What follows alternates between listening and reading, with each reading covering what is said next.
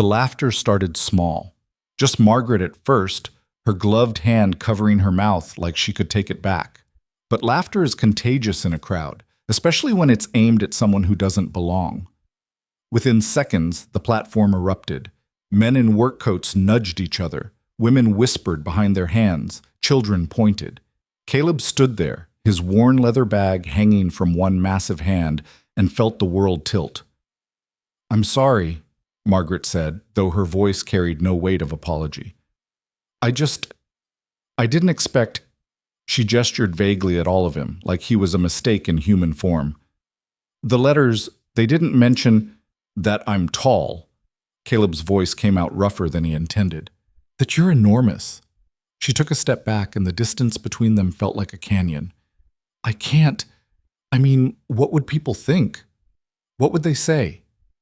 "They're already saying it," Caleb muttered, glancing at the crowd. Faces he'd never seen before, all united in their judgment of him. This was supposed to be different. This was supposed to be the place where his size didn't matter, where hard work and a willing heart counted for something. Margaret's father appeared then, a thin man with wire glasses and the pinched expression of someone who'd been inconvenienced. "Margaret, get in the wagon." "Papa, Now." She went. Of course she went. Caleb watched her climb into the back of a buckboard wagon, watched her father snap the reins, watched the whole thing disappear down the muddy main street without a single backward glance. The crowd began to disperse. Show over. The giant had been rejected. Time to get back to real life. Caleb picked up his bag and started walking. He had no destination, no plan, just the overwhelming need to move before the weight of what just happened crushed him where he stood. Snow crunched under his boots. The air smelled like wood smoke and horse manure, and something else, something metallic and cold, that he'd later recognize as the scent of a town that didn't want him. The street was wider than he'd expected, lined with false front buildings that tried to look more substantial than they were. A general store, a saloon with piano music drifting through the doors, a land office with surveyor maps in the window, everything covered in a thin layer of frost and mud. He passed a woman carrying a basket of laundry. She saw him coming and crossed to the other side of the street. He passed two men loading lumber onto a cart. They stopped working to stare. He passed a dog that barked once, then tucked tail and ran. By the time he reached the end of the main street, Caleb's jaw ached from clenching. His hands were fists inside his pockets. 800 miles, 3 weeks of rattling trains and terrible food and sleeping sitting up. All for a woman who took one look at him and laughed. The edge of town was marked by a fence line and a stand of bare cottonwoods. Beyond that, nothing but prairie stretching to a horizon the color of old pewter. Caleb stopped there, breathing hard even though he hadn't been moving fast. His chest felt tight. His throat burned. He could keep walking. Follow that horizon until he hit another town, another territory, another place where no one knew him yet. Start over, again. Or he could turn around. The problem with running was that you took yourself with you. Caleb had learned that the hard way, moving from city to city, job to job, always looking for the place where his size wouldn't matter. But it always did. People either wanted to fight him, or feared him, or fetishized him, and none of those things felt like being seen. Margaret's letters had been different. She'd written about the town, about the work that needed doing, about building something that mattered. She'd made it sound like a place where a man's worth was measured by what he could do, not what he looked like. Turned out that was horseshit. But maybe the town itself wasn't. Caleb turned around. The walk back felt longer, colder. His breath came out in white clouds. His fingers were going numb despite the pockets. But he kept moving, one foot in front of the other, until he was back on the main street. There had to be a boarding house. Every town had one. He'd find a room, find work, and figure out what came next. Simple. Except nothing about his life had ever been simple. The boarding house turned out to be a narrow 2-story building wedged between the land office and a seamstress shop. The paint was peeling. The steps creaked. The sign above the door read Rooms Mrs. Abernathy in letters that had faded to the color of old blood.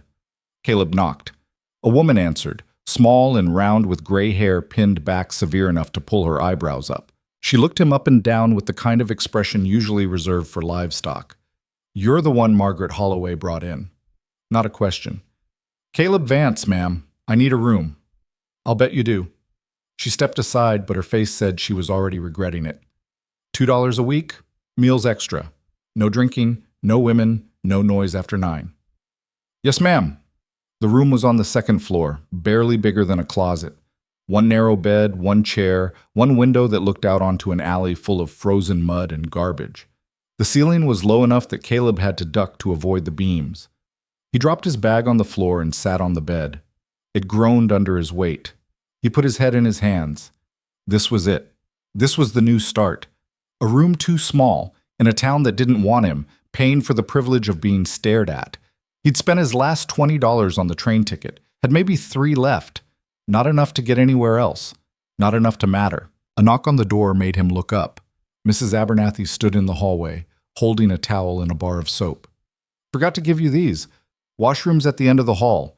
You share it with the other boarders, so be quick about it. Thank you. She didn't leave, just stood there, studying him with an expression that was hard to read. Finally, she said, What'd you do? Ma'am? To make Margaret run like that. What'd you do? Caleb felt something hot and ugly rise in his chest. I existed, Mrs. Abernathy snorted. That'll do it. She turned to go, then paused. Town's got a blacksmith. Old man named Porter. He's been looking for help since his apprentice left. Might be he'd take you on. You've got the hands for it. Why are you telling me this? Because I charge $2 a week and I'd like to keep getting paid. She disappeared down the hall before he could respond. Caleb sat there in the gathering dark, listening to the sounds of the boarding house settling around him. Footsteps above, voices below, the wind rattling the window. It wasn't comfort, but it was something. A place to sleep. Information that might lead to work. More than he'd had an hour ago. He stood, banging his head on a ceiling beam in the process, and swore quietly. Then he grabbed the towel and soap and went to find the washroom. The blacksmith's shop was at the far end of town, past the stable and the feed store, set back from the road like it was trying to keep to itself. Smoke rose from the chimney. The ring of hammer on anvil echoed in the cold morning air. Caleb stood outside for a full minute, trying to decide if this was a good idea or just another way to get humiliated.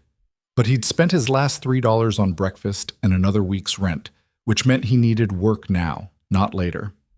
He pushed open the door. The heat hit him first, a wave of it that smelled like coal smoke and hot metal and sweat. The space was bigger than it looked from outside, with a forge at the center glowing orange and tools hanging from every available surface.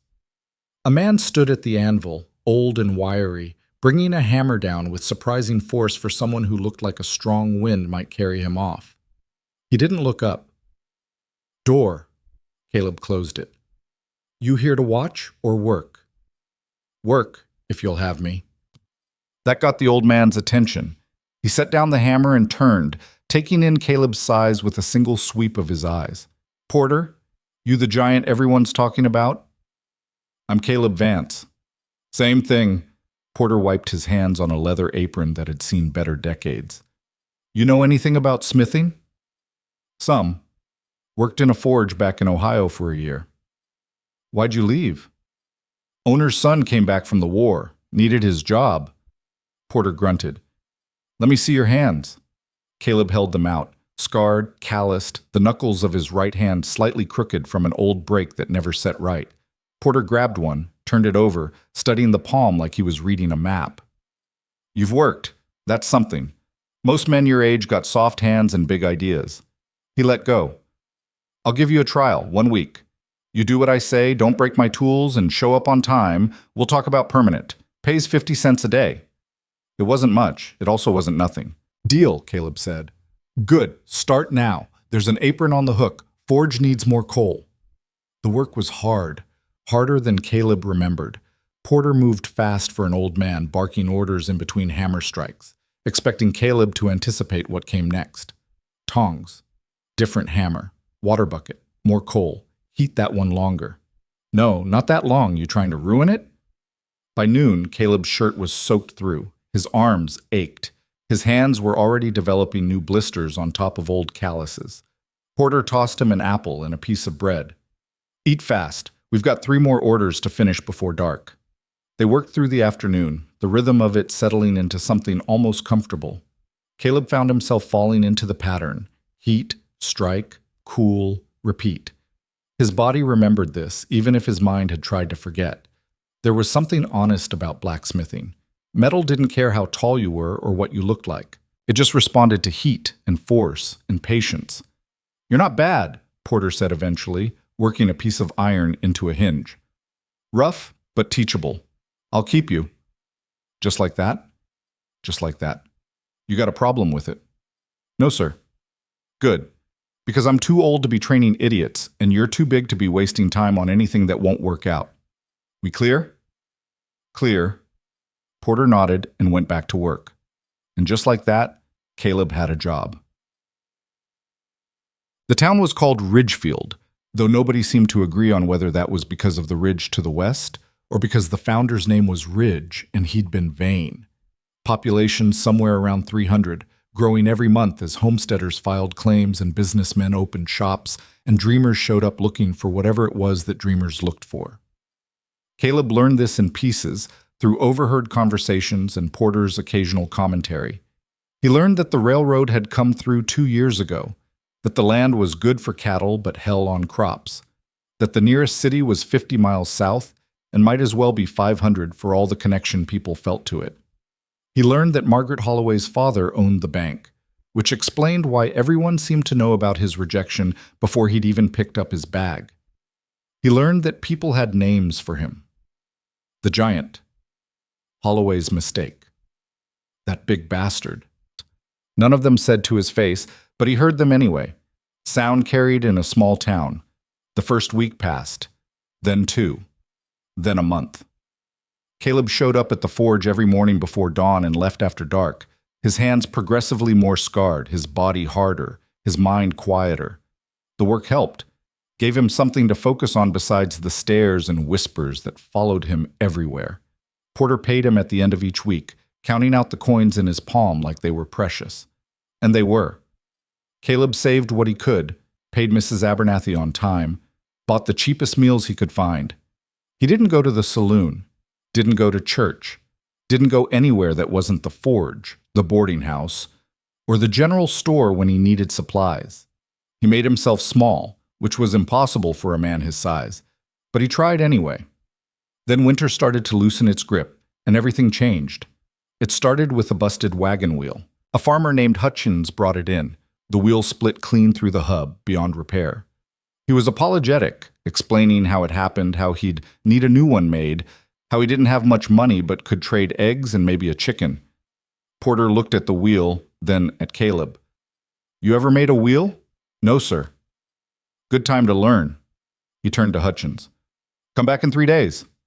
Making a wheel turned out to be harder than it looked. The hub had to be centered perfect, the spokes had to be identical, and the whole thing had to be strong enough to hold up a loaded wagon on rough roads. Caleb worked on it for 2 days straight, Porter correcting him at every step, until finally it was done. Hutchins came back, saw the wheel, and damn near cried with relief. "It's perfect, better than the old one." "That'll be $2, Porter said, "or 10 dozen eggs and 2 chickens." They settled on the eggs, the chickens, and a promise of help during harvest. Hutchins left happy. Porter looked at Caleb. "Not bad for your first wheel. You're getting better." "Thank you."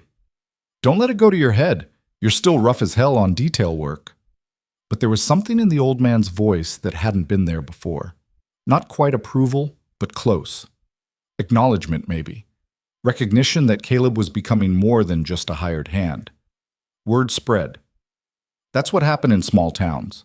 One person saw something, told another, and suddenly everyone knew. Within a week, people started coming directly to Caleb for work. A broken plow blade, a gate hinge, a set of horseshoes. Small jobs that Porter didn't want to waste time on, but that needed doing. Caleb took them all. Worked on them in the early morning before Porter arrived or late at night after he left. The money wasn't much, but it added up. More importantly, it gave him something else. Proof that he could do more than just exist in this town. He could contribute. The first time someone thanked him by name instead of calling him the Giant, Caleb felt something shift in his chest. It was small, barely noticeable, but it was there, like a door opening just a crack. Then he met Eliza Hart, and that door blew wide open. It happened on a Tuesday. Caleb was outside the forge working on a gate for Mrs. Abernathy's boarding house when he heard shouting from down the street. A group of kids had surrounded something near the alley behind the general store.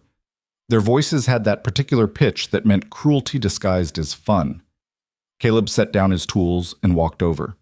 The kids scattered the moment they saw him coming, all except one boy, maybe 12, who stood his ground until Caleb got close, then finally ran, shouting something about telling his father. In the alley, pressed against the wall with her arms wrapped around a basket, was a woman. She was small. Most people were compared to Caleb, but she was genuinely small, maybe 5'3". Dark hair pulled back in a braid, plain dress, patched at the elbows. And across the left side of her face, from temple to jaw, was a burn scar that pulled her skin tight and shiny.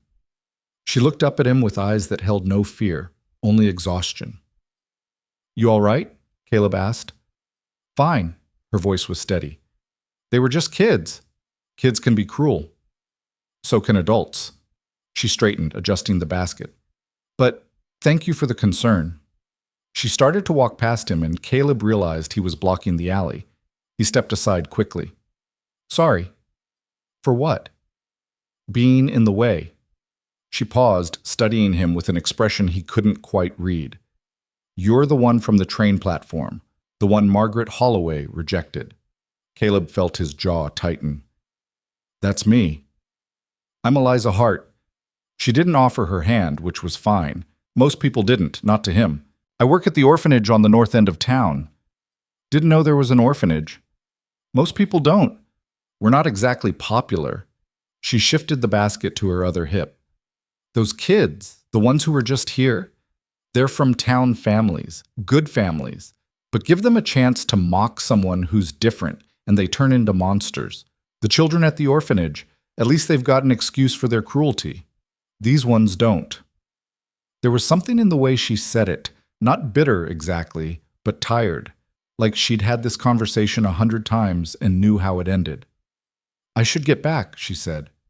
"Thank you again." Wait, Caleb wasn't sure why he said it, just that letting her walk away felt wrong. "The orphanage, does it need anything? Repairs, metalwork?" Eliza looked at him for a long moment. "Why?" "Because I can do it, and because—" He trailed off, not sure how to explain. Because he knew what it was like to be different. Because helping felt better than just surviving. Because something about this woman made him want to be useful. "We've got a stove that doesn't heat right," Eliza said finally. "And the front gate keeps coming off its hinges, but we can't pay much." "I'm not asking for much." Another long look. Then she nodded. "Come by tomorrow. Morning's best, before the children are up and causing chaos." "I'll be there." She walked away, basket on her hip, back straight despite everything. Caleb watched until she turned the corner, then went back to the forge with something that felt dangerously close to purpose. Porter was inside, heating a piece of iron. He glanced up when Caleb entered. "You done socializing?" "How'd you, I got eyes and ears. Everyone in this town's got ears." He thrust the iron into the forge. "The Hart woman, she's trouble." "What kind of trouble?" "The kind where people think because she's scarred, she's cursed, or contagious, or whatever other stupid things small minds come up with." Porter pulled the iron out, examined it, thrust it back in. "You start helping her, you'll be tied to that reputation." "Maybe." "Not maybe. Definitely." "Then I guess I'm already in trouble," Caleb said, "because I told her I'd fix the orphanage stove."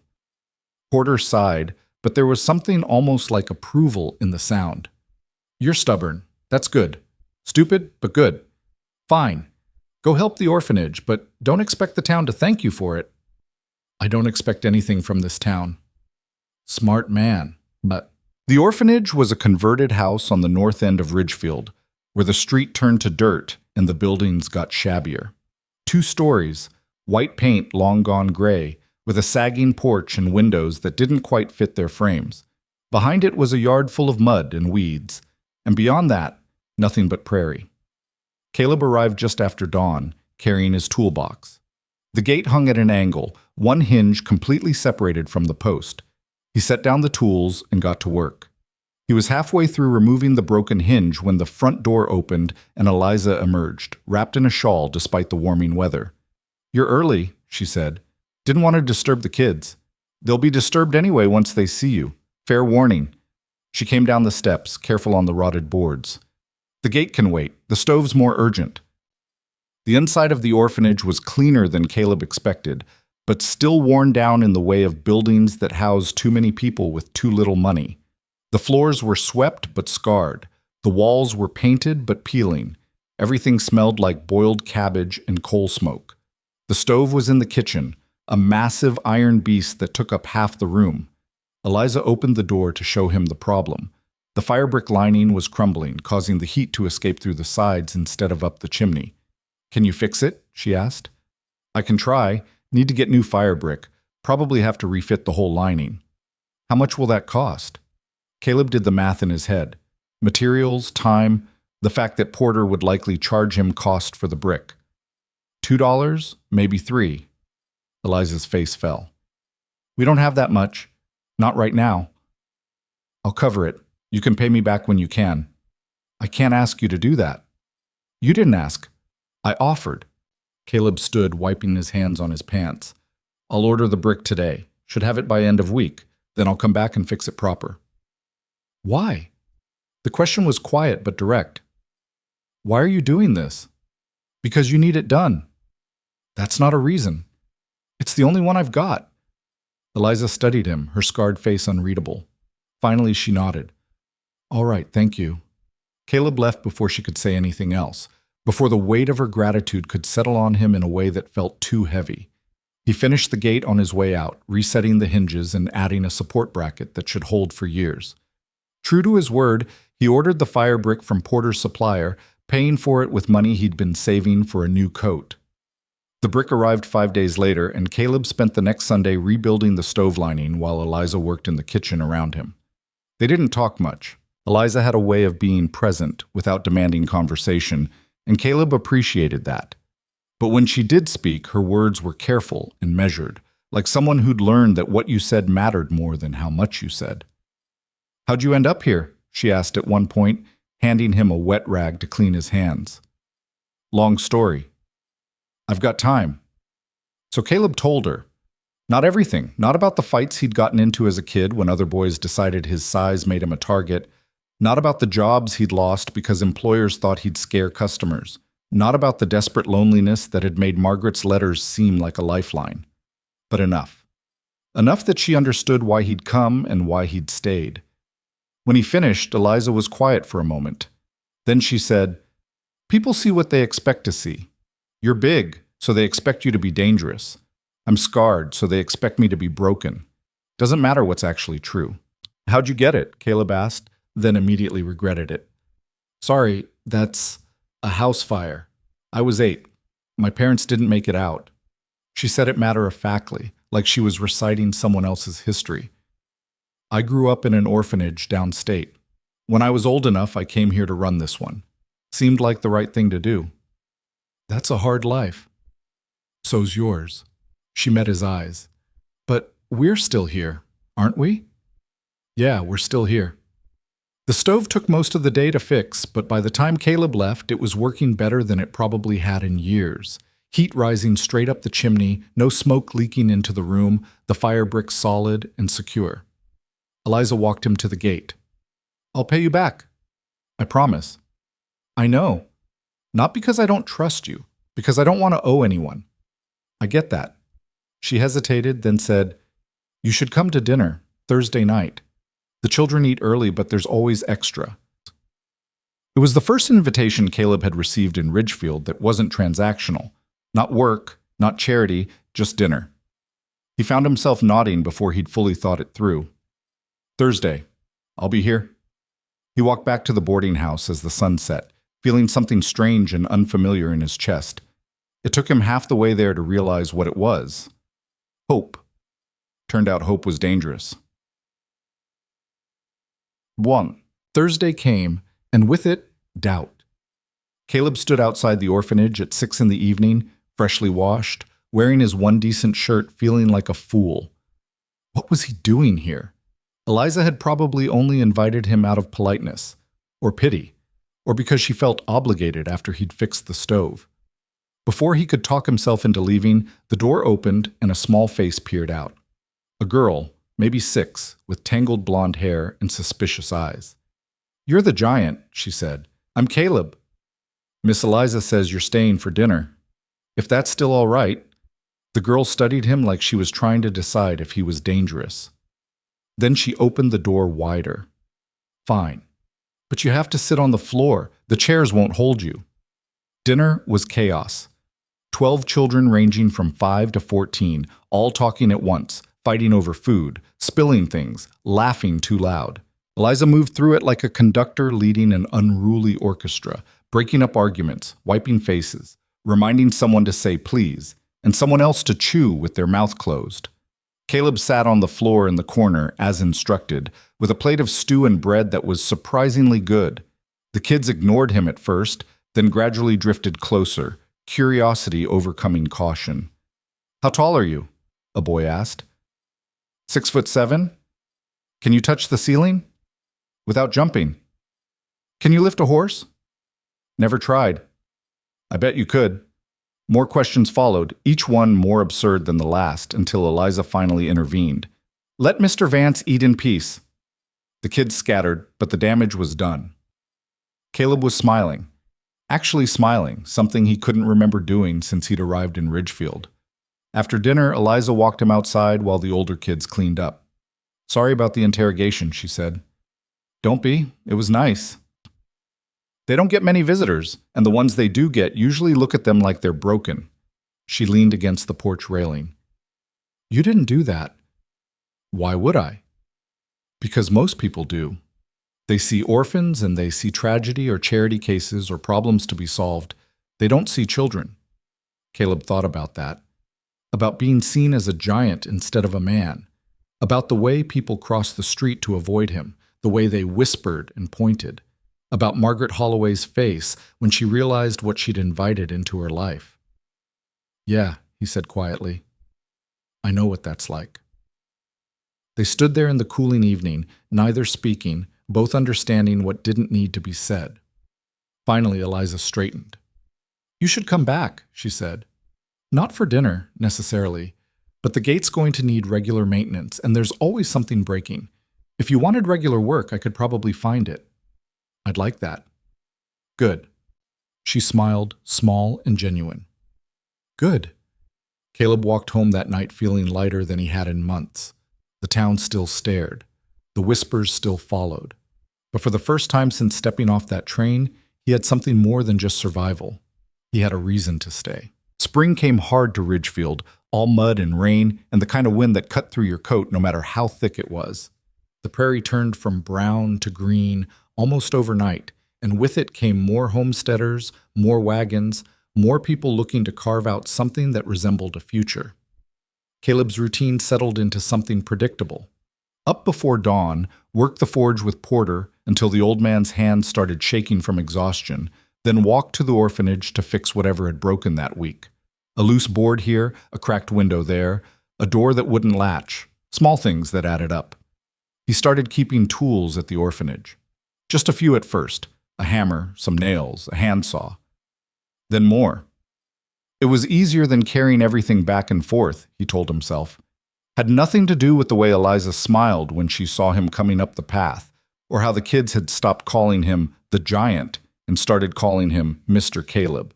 Porter noticed. Of course he noticed. The old man didn't miss much. "You're spending a lot of time up there," he said one afternoon, working a piece of iron into what would eventually be a wheel rim. "They need help." "A lot of people need help. You don't see yourself running all over town fixing their problems." Caleb didn't answer, just kept working the bellows, keeping the forge hot. Porter set down his hammer.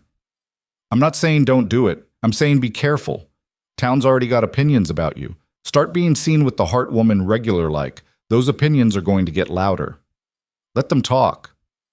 "Easy to say, harder to live with." Porter picked up the tongs, rotated the iron to check the heat.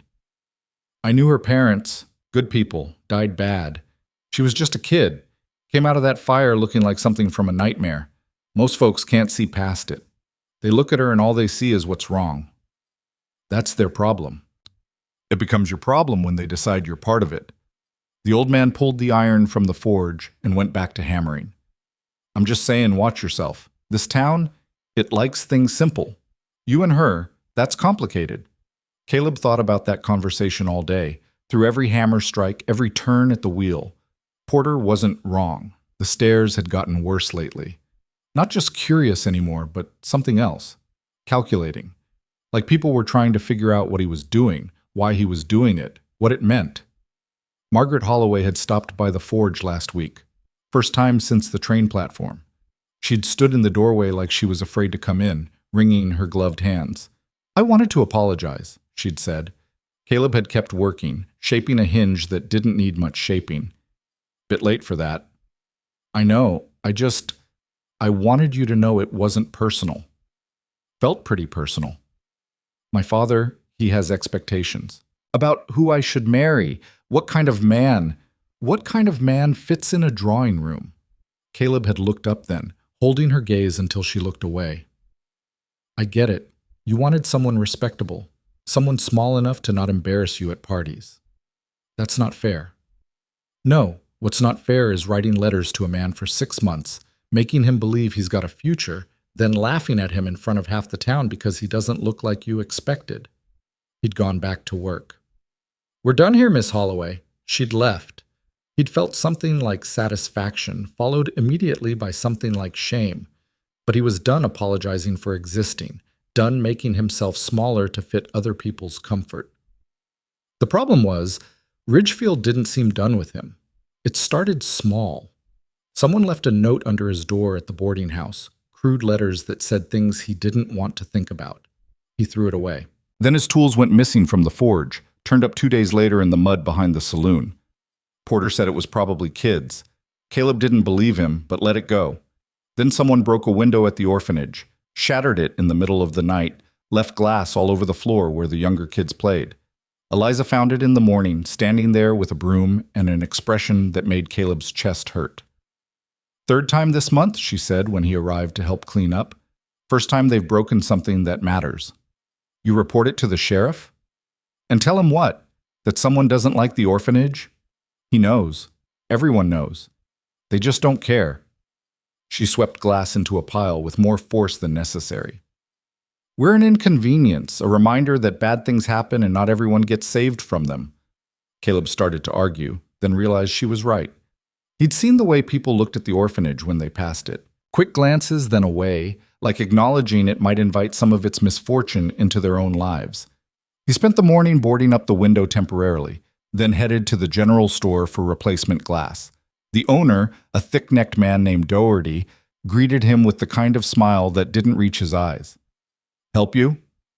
Need window glass, 2 by 3 feet. Fresh out. You've got some right there. Caleb pointed to the shelf behind the counter where 3 panes sat wrapped in paper. Those are spoken for. By who? Client business is private. Doherty crossed his arms.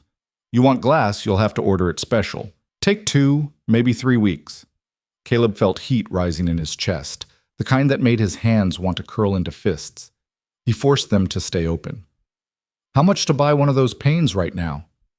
Not for sale. Everything's for sale. Not to you. Doherty leaned forward, and his voice dropped. You want some advice? Stop spending so much time at that orphanage. People are starting to talk. Let them talk. It's not just talk. You're making folks uncomfortable. Big man like you, hanging around children, around a woman with no husband. He let the implication hang there, ugly and clear. Caleb's vision went white at the edges. His hands were fists now, couldn't help it, and Doherty saw. The store owner took a step back, reaching for something under the counter. Get out, Doherty said, now, before I get the sheriff. Caleb left because the alternative was doing something he'd regret. He walked straight to the next town over, a 2-hour trip each way, and bought glass there. Cost him twice what it should have in most of a day's work, but it was worth it to see Eliza's face when he came back with it. You didn't have to do that, she said. Yeah, I did.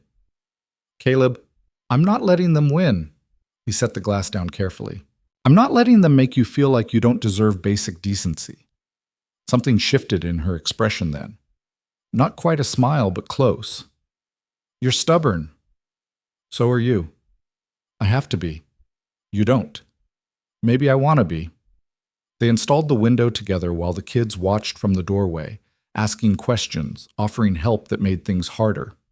When it was done, the evening light came through clean and bright, erasing the boards and the broken glass and the message someone had been trying to send. That night, Caleb lay awake in his too-small room and tried to figure out what he was doing. Getting involved with the orphanage had seemed simple at first, help where help was needed. But it was becoming something else, something more complicated. People in town were watching, judging, making assumptions that made his skin crawl. And Eliza. He didn't know what to do about Eliza. She'd become important somehow. Not in the way Margaret's letters had been important, that distant, imaginary connection to a future that never existed. This was real. The way she listened when he talked, like his words actually mattered. The way she moved through the world with quiet strength, not trying to prove anything, just existing on her own terms. The way she looked at him and saw a person instead of a problem. He was falling for her, had been for weeks probably, and that was terrifying because falling meant eventually hitting the ground. A knock on his door pulled him from his thoughts. He opened it to find Mrs. Abernathy standing there in a nightgown and robe, her face pinched with worry. "You got a visitor," she said. "Downstairs. Says it's urgent." Caleb pulled on his pants and followed her down. The boarding house was dark except for a single lamp in the parlor, and by its light he could see a boy, maybe 13, one of the older kids from the orphanage. His name was Thomas, and he was breathing hard like he'd been running. "Mr. Caleb, you gotta come. Miss Eliza, she's—" The boy stopped, swallowed. "There's men at the orphanage. They're yelling, saying things. She told me to get you." Caleb was moving before Thomas finished talking. He grabbed his coat, jammed his feet into boots, and was out the door with the boy running to keep up. The orphanage was a 15-minute walk.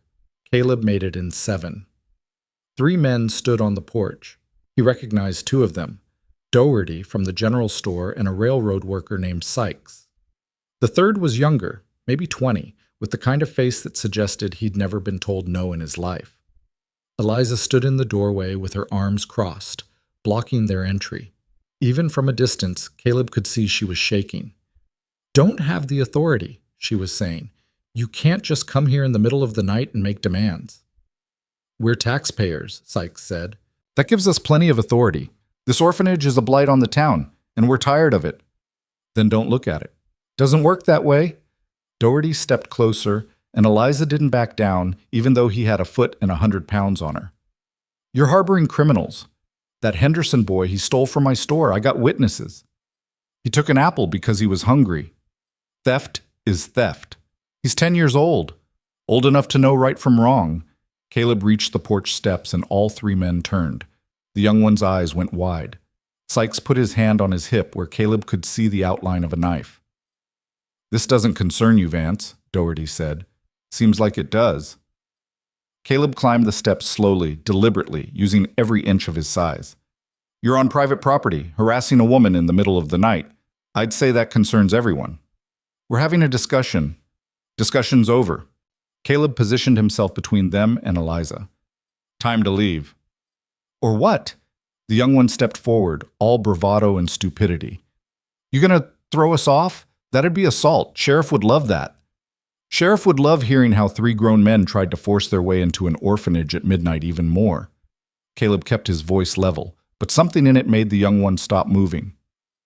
"But we don't need to involve him. You can just leave. Now." Doherty's face went red.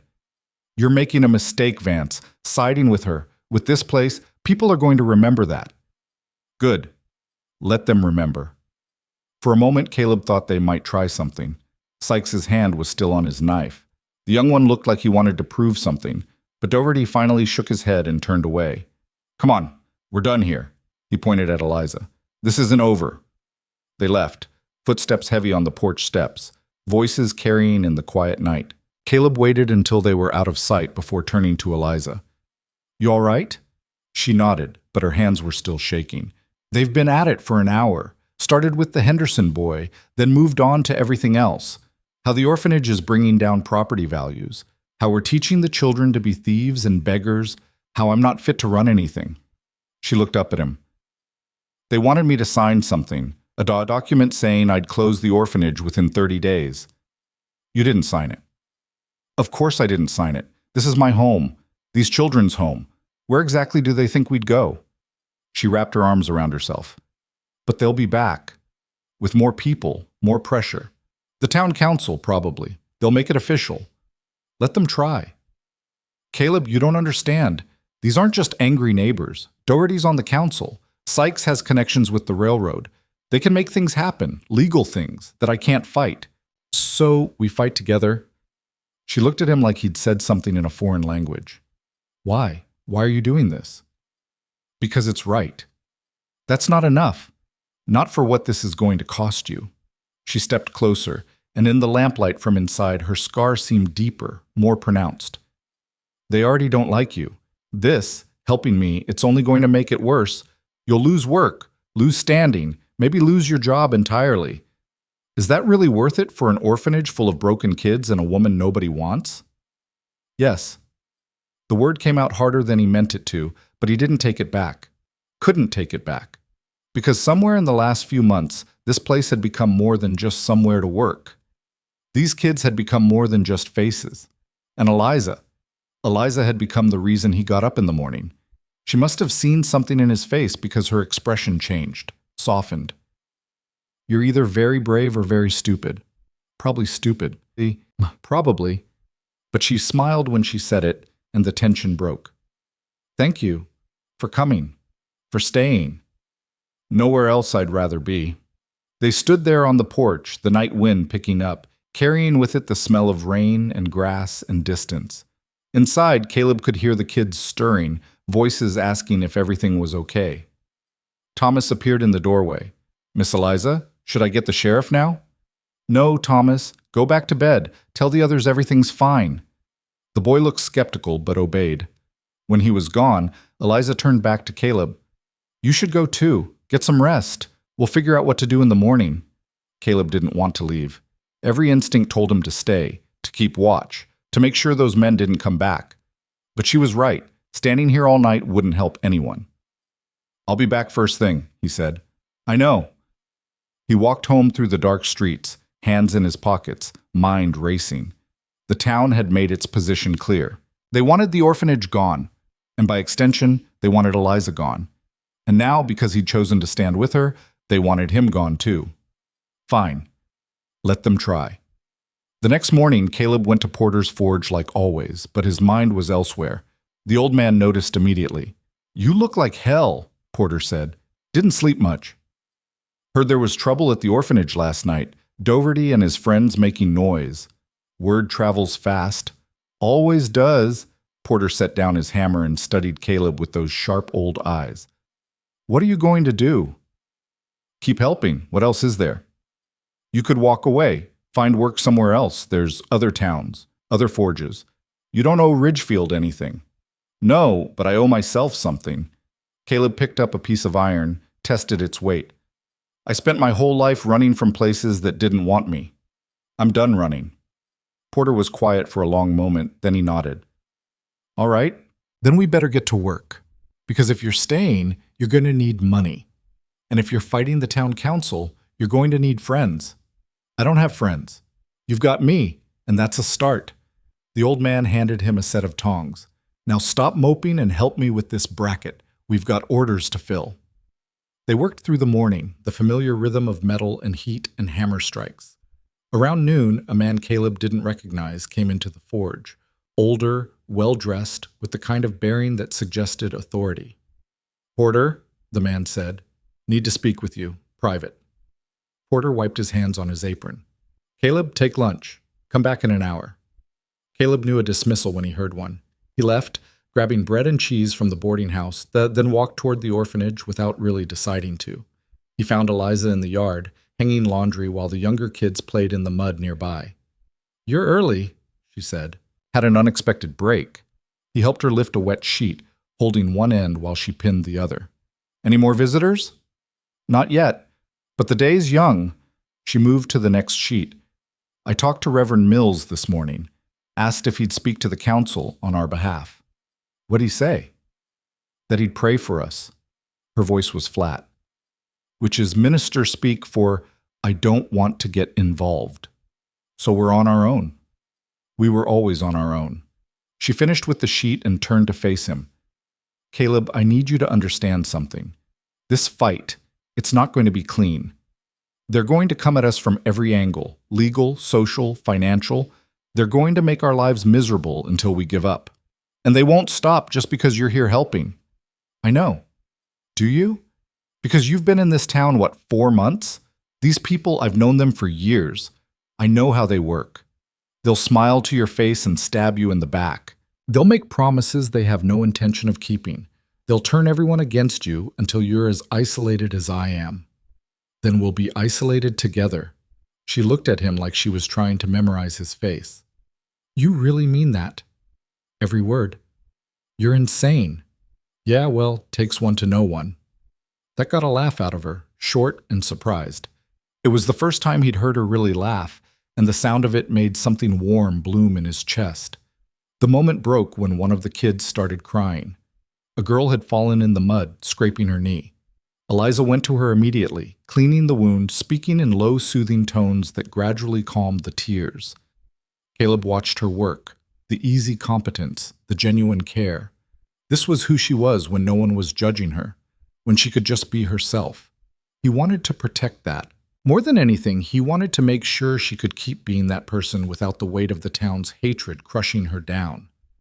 When he got back to the forge an hour later, Porter was alone. The well-dressed man was gone, but the old man's face was troubled. What happened? Caleb asked. Porter didn't answer right away. Just went to the workbench and started organizing tools that didn't need organizing.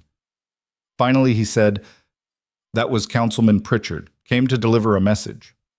What kind of message? The kind that suggests I stop employing you. Said having a man of your reputation working here reflects poorly on the business. Suggested I might find myself struggling to get materials if I don't cooperate. Caleb felt his stomach drop. What'd you tell him?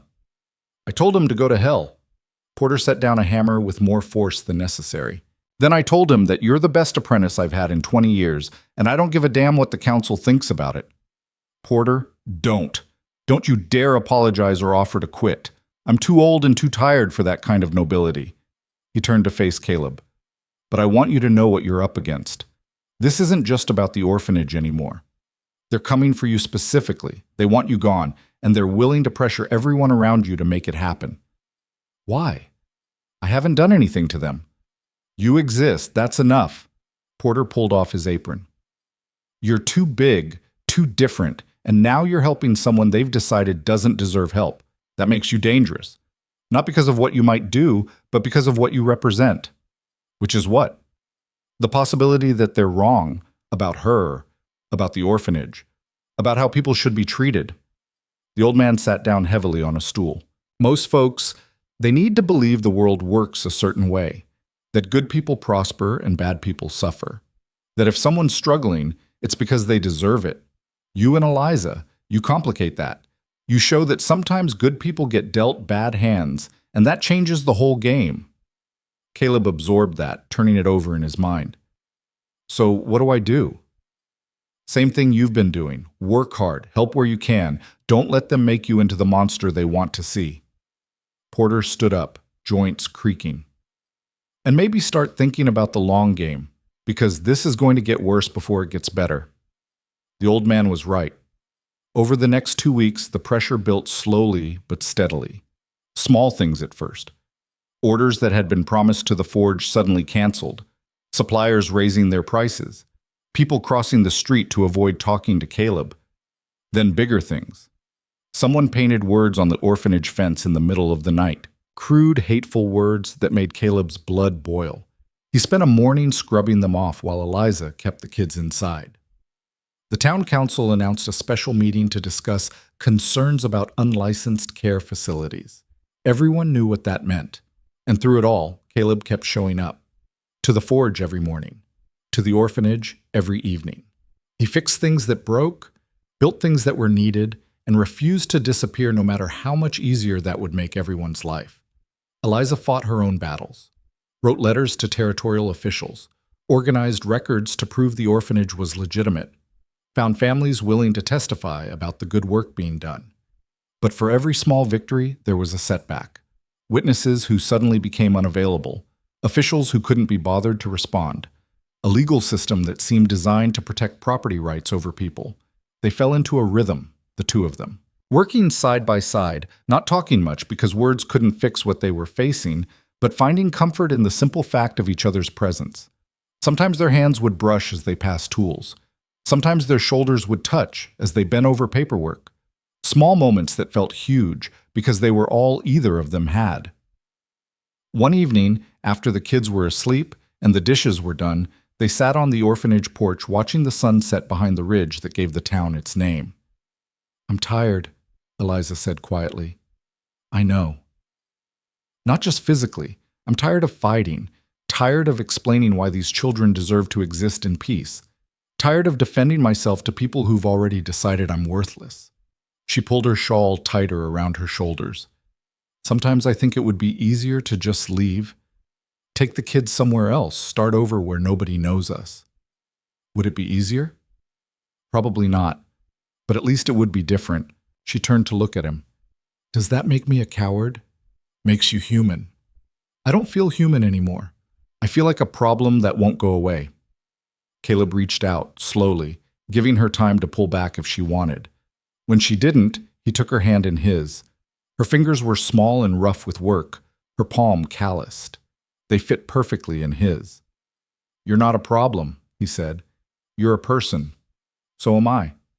And people deserve to exist without having to justify it every single day." She squeezed his hand. "When did you get so wise?" "I'm not wise. I'm just stubborn." "That too." They sat like that until full dark, hands joined, watching stars appear one by one in the deepening sky. It wasn't romantic, not in any traditional sense. No declarations, no promises, just two people holding on to each other in the dark, refusing to let go. The town council meeting was set for the following Tuesday. Eliza spent the days leading up to it preparing documents, rehearsing arguments, trying to build a defense against accusations that kept shifting. First it was the Henderson boys' theft, then it was concerns about fire safety, then complaints about noise. Every time she addressed one issue, another appeared like they were playing some cruel game where the rules changed whenever she started winning. Caleb helped where he could, but legal battles weren't fought with hammers and tongs. All he could do was listen as she paced the orphanage kitchen, papers spread across the table, frustration building in her voice.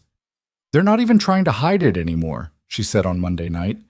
"Councilman Pritchard told me straight to my face that if I voluntarily closed the orphanage, they'd help relocate the children to more appropriate facilities. When I asked what that meant, he couldn't give me an answer. Just kept saying appropriate like that explained everything." "What are you going to say tomorrow?" Caleb asked. "The truth. That we're providing care for children who have nowhere else to go. That we're following every regulation, paying every fee, doing everything right." She sat down hard in a chair. "Not that it'll matter. They've already decided." "Then make them say it out loud. Make them admit they're closing you down not because you've done anything wrong, but because they don't like you. That won't change the outcome." "No, but it'll make it harder for them to sleep at night." She looked at him across the table, something unreadable in her expression. "You really think they care about that?" "Some of them might, and the ones who don't, well, at least everyone will know exactly who they are." The meeting was held in the town hall, a squat building at the center of Ridgefield that smelled like old wood and older secrets. By the time Caleb arrived, the benches were already half full. He recognized most of the faces: shopkeepers, farmers, housewives with nothing better to do than watch someone else's life get torn apart. Eliza sat in the front row, spine straight, hands folded in her lap. She'd worn her best dress, dark blue with buttons up to her neck, and pinned her hair back severe enough to hurt. Trying to look respectable, Caleb realized, trying to be the kind of woman they might listen to. He sat down beside her. She didn't look at him, but her hand found his under the bench and held on tight. The council filed in. 5 men in suits that had seen better days, carrying themselves like kings of a kingdom that barely existed. Pritchard was in the center, flanked by Doherty and 3 others Caleb didn't know by name. They took their seats behind a long table at the front of the room, and Pritchard gavelled the meeting to order. "First order of business," he said, reading from a paper. "Concerns regarding the unlicensed care facility operating on North Street." "It's licensed," Eliza said immediately, standing up. "I have the paperwork right here. Filed with the territorial government 3 years ago, renewed annually, all fees paid in full." "Let her finish," someone called from the back. A woman's voice. Caleb turned and saw Mrs. Abernathy sitting there with her arms crossed, glaring at the council. Pritchard looked annoyed but gestured for Eliza to continue. She laid out her case with the kind of precision that came from knowing it wouldn't be enough. The license, the safety inspections, the testimonials from families who'd adopted children from the orphanage, the records showing every penny spent, every donation received, every meal served. When she finished, Pritchard set down his pen. "Your paperwork appears to be in order. Then what's the problem?" "The problem, Miss Hart, is that paperwork isn't the same as suitability. This council has a responsibility to ensure that all facilities serving the public meet certain standards of character and propriety." "What does that mean?" "It means we have concerns about your fitness to run such an operation. You're an unmarried woman with no family support, no husband to provide oversight." "I don't need a husband to care for children." "And there have been complaints about the company you keep." Pritchard's gaze slid to Caleb. "Associates whose presence raises questions about the environment you're creating." The room went silent. Every eye turned to look at Caleb, and he felt the weight of their judgment like a physical thing. He wanted to stand up, wanted to defend himself, defend Eliza, but he'd promised her he'd stay quiet unless she needed him. This was her fight, not his. Eliza's voice came out cold and sharp. "Mr. Vance is a skilled tradesman who has generously donated his time to help maintain the orphanage facilities. If you have specific concerns about his character, I'd like to hear them stated clearly." "We're not here to discuss Mr. Vance," Doherty said, but his tone suggested otherwise. "We're here to discuss whether this orphanage serves the best interests of the community. The children it houses would disagree. The children are a separate matter. We're talking about property values, public perception, the kind of town Ridgefield wants to be." Doherty leaned forward. "A town that looks after its own, yes, but also a town with standards, with order. We can't have every unfortunate soul setting up operations wherever they please." "I purchased the property legally. I have every right. Rights can be revoked when the public good demands it," Pritchard interrupted. "This council has the authority to condemn properties deemed unfit for their stated purpose." "On what grounds?" "Fire safety, for one. That building is old, the wiring is questionable, and you're housing 12 children in a structure barely suitable for 6. "I had an inspection last month. Everything passed." "Inspections can be reevaluated." Pritchard shuffled his papers. "There's also the matter of the complaint filed by Mr. Sykes regarding trespassing by one of your charges." "That was the Henderson boy, and he didn't trespass. He cut through an empty lot on his way to school. Mr. Sykes owns that lot." "Then Mr. Sykes should build a fence if he's so concerned about it." A few people in the audience laughed at that. Pritchard's face went red. "Miss Hart, your flippant attitude is exactly why this council has concerns. You seem unable to take seriously the legitimate grievances of tax-paying citizens." "I take them very seriously. What I don't take seriously is manufactured outrage designed to justify closing an orphanage for no reason other than you don't like looking at it." The room erupted. Half the audience was nodding, the other half shouting. Pritchard hammered his gavel until the noise died down. "This meeting is getting out of hand," he said. "We'll take a brief recess, then reconvene to hear public comment and vote on a resolution." He stood, and the other council members followed. They disappeared into a back room, leaving Eliza standing there, shaking with barely contained rage. Caleb stood beside her. "You did good." "I did nothing. They've already decided." She gathered her papers with jerky movements. "This was all theater. They'll come back, call for a vote, and that'll be it. Then we make sure everyone sees the show for what it is." Mrs. Abernathy came down from the back rows, moving faster than Caleb had ever seen her move. "You need witnesses. People willing to stand up and say the orphanage is doing right by those children. I asked. Nobody wants to get involved. Then ask again, and this time make it clear what's at stake. The old woman looked at Caleb. You're good with your hands. What's the one thing this town needs that nobody can provide? Caleb thought about it. Ridgefield was growing. That much was obvious. New buildings going up every month, homesteaders filing claims, businesses expanding, but the infrastructure wasn't keeping pace. The roads were still mud. The water system was barely functional. And the fire bell. The fire bell, he said slowly. The rope broke last month. No way to warn people if something catches. And fires are common, Mrs. Abernathy said, especially in old buildings with questionable wiring, like, say, an orphanage the council wants to condemn for fire safety. She smiled, but there was nothing warm in it. Seems to me a man who could solve that problem might have some leverage. Eliza was looking at him now, understanding dawning on her face. You can't build a bell tower. Why not? Because it would take months, and materials you can't afford, and expertise you don't have. I built wheels, I built gates. I rebuilt that entire stove. A tower's just bigger. It's not the same thing. It's close enough. Caleb turned to Mrs. Abernathy. How long until they reconvene? 15 minutes, maybe 20. That's enough. He looked at Eliza. Trust me? She hesitated, then nodded. Always. When the council returned and called the meeting back to order, Caleb was standing at the front of the room. Pritchard frowned at him. Mr. Vance, public comment comes after. I'll be brief, Caleb said. His voice came out louder than he intended, but he didn't try to soften it. Let them hear him. This town's got a problem. Your fire bell broke and nobody's fixed it. Next fire that breaks out, people are going to die because there's no warning system. We're aware of the issue, Pritchard said tightly. It's being addressed. Is it? Because I've been here 6 months and haven't seen anyone working on it. Caleb let that sink in. I can fix it. Build a whole new tower, stronger than the old one, with a bell loud enough to hear from every corner of town. Do it for free, no cost to the council. Murmurs went through the crowd. Pritchard looked suspicious. What's the catch? No catch. I'll do the work, provide the labor, even source most of the materials. All I ask is that you table this vote on the orphanage until I'm done. Give Miss Hart time to address whatever legitimate concerns you have, and give me time to give this town something it needs. That could take months. So could finding someone else to do it. Caleb crossed his arms. Or you can vote now, close the orphanage, and hope the next fire doesn't kill anyone. Your choice. The room went quiet. Caleb could see Pritchard calculating, weighing the political cost of each option. Closing the orphanage would make some people happy, but would look cruel if framed wrong.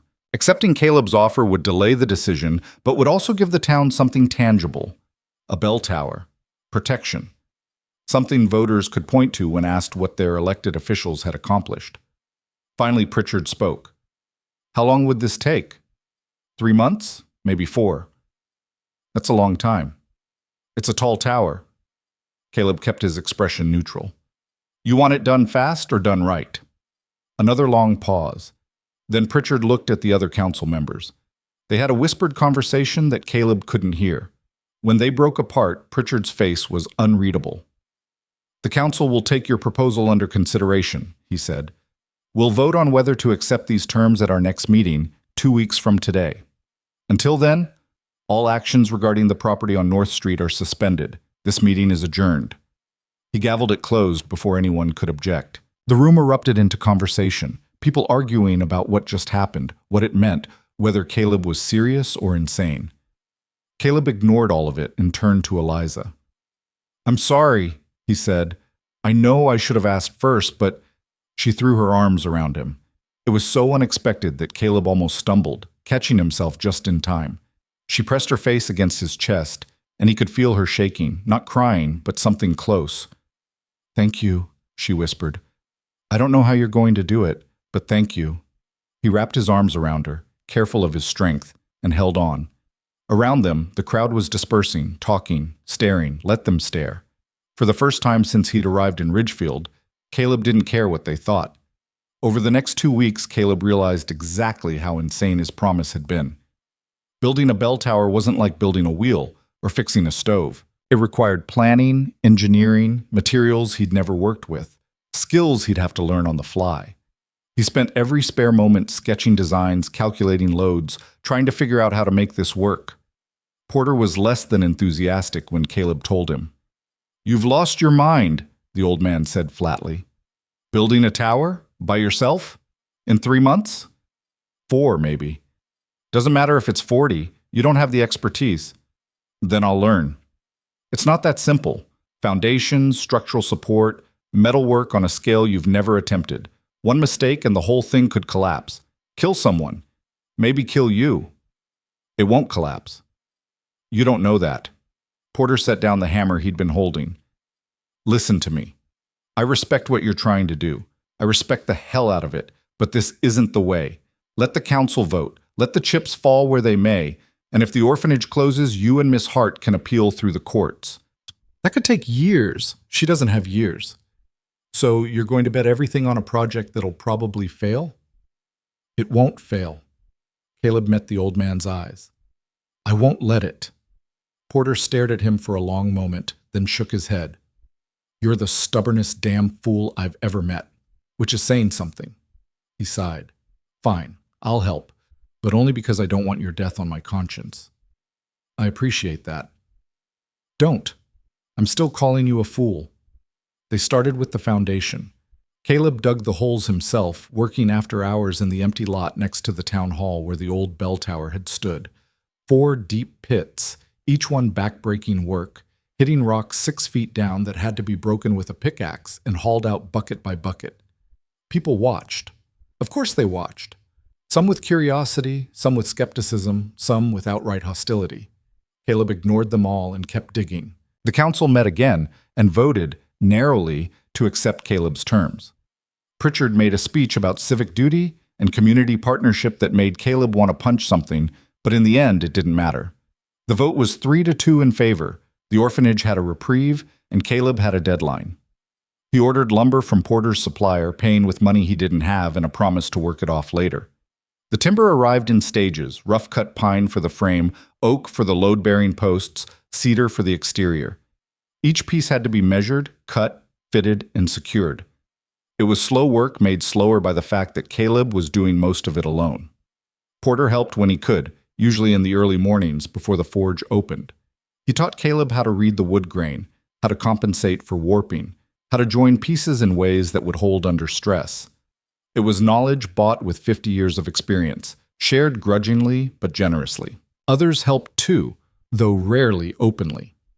A farmer named Hutchins, the one whose wagon wheel Caleb had fixed months ago, showed up one Sunday with his sons and helped raise the first corner post. Mrs. Abernathy brought food, arguing that a man couldn't work on an empty stomach. Even some of the kids from the orphanage came by, too young to help with the heavy work, but eager to hand Caleb tools or hold boards steady while he nailed them in place. But for every person who helped, 2 more showed up to criticize. The foundation wasn't deep enough. The posts weren't straight enough. The whole design was flawed. Caleb listened to the valid concerns and ignored the rest, making adjustments where it made sense and trusting his instincts where it didn't. The work consumed him. He woke up thinking about the tower, spent his days building it, fell asleep running calculations in his head. His hands were a mess of splinters and cuts. His back ached from hauling lumber. His shoulders screamed from driving nails hour after hour. But slowly, impossibly, the tower began to rise. The frame went up first, skeletal and strange against the prairie sky. Then the cross-bracing diagonal supports that would keep it from swaying in the wind. Then the flooring for the platform where the bell would hang. Each stage brought new challenges, new problems to solve, new reasons to believe it couldn't be done. And each stage somehow got done anyway. Eliza came by most evenings after the orphanage kids were in bed. She'd bring water or food, sit on a stack of lumber, and watch him work. Sometimes they talked, sometimes they didn't. But her presence made the impossible feel slightly less impossible. "You're going to kill yourself," she said one night, watching him hoist a beam into place. "Probably not." "That's not reassuring." "Wasn't meant to be." He secured the beam with iron brackets he'd forged specially for the purpose. "How are things at the orphanage?" "Quiet?" "Too quiet. like everyone's waiting to see if you can actually pull this off. She pulled her knees up, wrapping her arms around them. Some of the parents, the ones who adopted kids from us, they've stopped visiting, afraid of being associated with us if things go bad. Things won't go bad. You don't know that. I know I'm going to finish this tower. Everything else we'll figure out. He climbed down from the frame, wiping sweat from his face. How's the Henderson boy? Still stealing, probably, but at least he's eating. She smiled slightly. He asked me yesterday if you were really going to pull this off. I told him yes. He asked how I knew. I said, because you promised. That's a lot of faith in a man you barely know. I know enough. She stood, brushing sawdust from her skirt. I know you're stubborn and reckless and probably out of your mind. I also know you're one of the only people in this town who sees me as a person instead of a problem. That counts for something. Caleb didn't know how to respond to that. The words sat between them, heavy with meaning neither was ready to fully acknowledge. Finally, he said, I should get back to work. Want to get this section done before it gets too dark to see. I'll stay, if that's all right. It's all right. She stayed until the last light faded, then walked home alone while Caleb kept working by lamplight. It was reckless and probably stupid, but he was behind schedule and couldn't afford to stop. The deadline loomed larger every day, and the tower was still barely half finished. The real problem started in the 6th week. The wind picked up one afternoon, gusting hard enough to make the whole frame sway. Caleb was at the top, securing the platform supports, when he heard a crack like a gunshot. One of the support posts had split halfway up, the wood giving way under stress it wasn't designed to handle. He scrambled down as fast as he dared, heart hammering, already calculating how to fix it. The post would need to be reinforced, probably replaced entirely. That meant ordering new lumber, waiting for it to arrive, losing days he couldn't afford to lose. Porter inspected the damage and shook his head. I told you oak for the load bearing. You used pine. Oak was twice the price. And now you're going to pay for it anyway, plus the time wasted on repairs. The old man poked at the split. Could have been worse. Could have failed when you were higher up. Could have brought the whole thing down. But it didn't. Luck isn't a plan. Caleb knew he was right, but admitting it wouldn't fix the post. He ordered new oak, ate the cost, and spent the next 3 days dismantling what he'd built and rebuilding it stronger. The delay put him 2 weeks behind schedule. Then it rained. Not a drizzle, but a proper storm that turned the ground to soup and made any kind of work impossible. Caleb spent 4 days inside, pacing the boarding house like a caged animal, while Eliza tried to convince him that rest was productive too. The tower will still be there when the rain stops, she said. So will the deadline. You'll make it. You don't know that. Then I believe it. Isn't that enough? It should have been, but doubt was creeping in, the kind that came in the dark hours when sleep wouldn't come. He'd made a promise he might not be able to keep. He'd gambled Eliza's future on his own stubborn certainty, and now that certainty was cracking. The rain stopped eventually. Caleb went back to work with a desperation that bordered on obsession. 16-hour days became 18, then 20. He stopped eating regular meals, grabbing food when he remembered. He stopped sleeping more than a few hours a night, catching rest in short bursts before dragging himself back to the tower. Porter pulled him aside after the 10th day of this. You're going to collapse. I'm fine. You're not fine. You're running on fumes in spite. The old man grabbed Caleb's arm, forcing him to stop moving. Listen to me. This tower, it's important, but it's not worth dying for. It's not about the tower. Then what's it about? Caleb looked at the half-finished structure, at the work still left to do, at the impossible weight of what he'd promised. It's about proving I can do something that matters, that I'm not just some mistake that showed up and wouldn't leave, that I belong here. You already belong here. The people who matter already know that. The people who matter are 12 kids and a woman the town wants gone. That's not enough. It's more than most people get. Porter let go of his arm. But I can see you're not going to listen. So fine. Work yourself to death if that's what you need. Just don't expect me to feel bad about saying I told you so at your funeral. The old man walked away, leaving Caleb alone with the tower and his thoughts. He kept working. What else was there? By the 8th week, the tower was 3/4 finished. The frame was complete, the platform was solid, and the roof structure was coming together. But the bell still needed to be mounted, the exterior walls needed to be finished, and the whole thing needed to be painted to protect it from the weather. All of which took time he didn't have. Caleb was attaching the final roof beam when he heard shouting from below. He looked down to see a crowd gathering, more people than he'd seen at the site since he started. At first he thought they were there to watch, maybe to criticize, but as he climbed down he realized they'd brought tools. Hutchins was there with his sons, Mrs. Abernathy with a paintbrush, a dozen others, some whose names Caleb knew, some he didn't. Even Thomas from the orphanage, holding a bucket of nails like it was treasure. "Figured you could use some help," Hutchins said simply.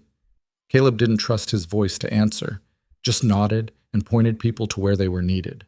Within an hour, the work that had been impossible for one man became manageable for many. Boards were cut, nails were driven, paint was applied. The tower transformed from a skeleton into something real. Eliza showed up near sunset, saw what was happening, and started crying. Quiet tears that she didn't bother to hide, standing there watching people work together to save something that mattered. "I thought everyone hated us," she said when Caleb came down for water. "Most of them probably do, but enough of them don't. Enough of them remember what it's like to need help and not get it." He drank deep, the water cold and clean. Or maybe they just like building things more than they like tearing them down. Maybe. The work continued until dark, and when everyone left, the tower was almost done. Just the bell itself remained, a massive iron thing that Caleb had been forging in pieces at Porter's shop for the last month. Getting it into position would be the final test. If the structure couldn't hold the bell, everything else was pointless.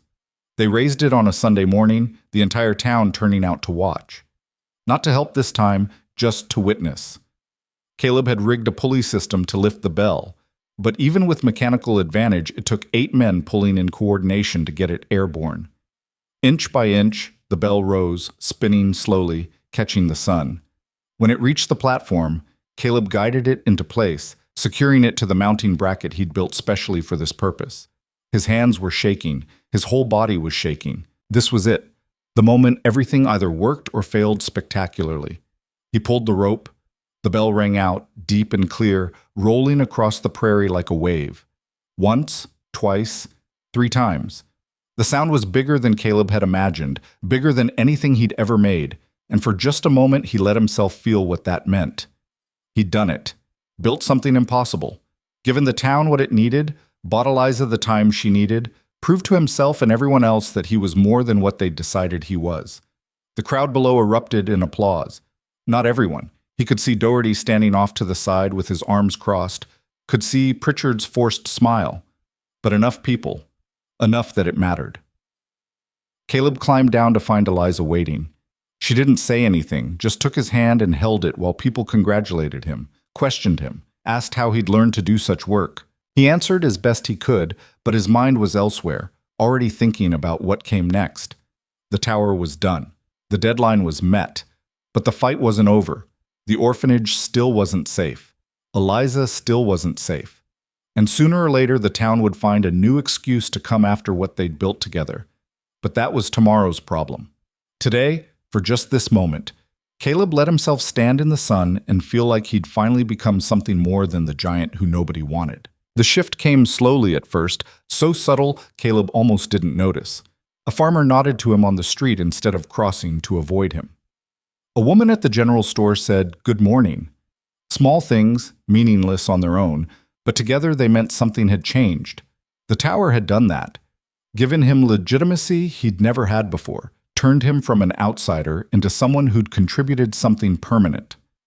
The bell rang every evening at 6, marking the end of the workday, and every time it rang, people remembered who built it. But respect was a complicated thing in a town like Ridgefield. It came with expectations. "You should run for council," Hutchins said one afternoon, helping Caleb load supplies onto a wagon. The farmer had become something close to a friend in the weeks since the tower's completion, stopping by the forge regularly to talk and occasionally to place orders. Caleb laughed. "That's insane." "Why?" "You've done more for this town in 4 months than most of those men have done in years. People respect you now. They'd vote for you."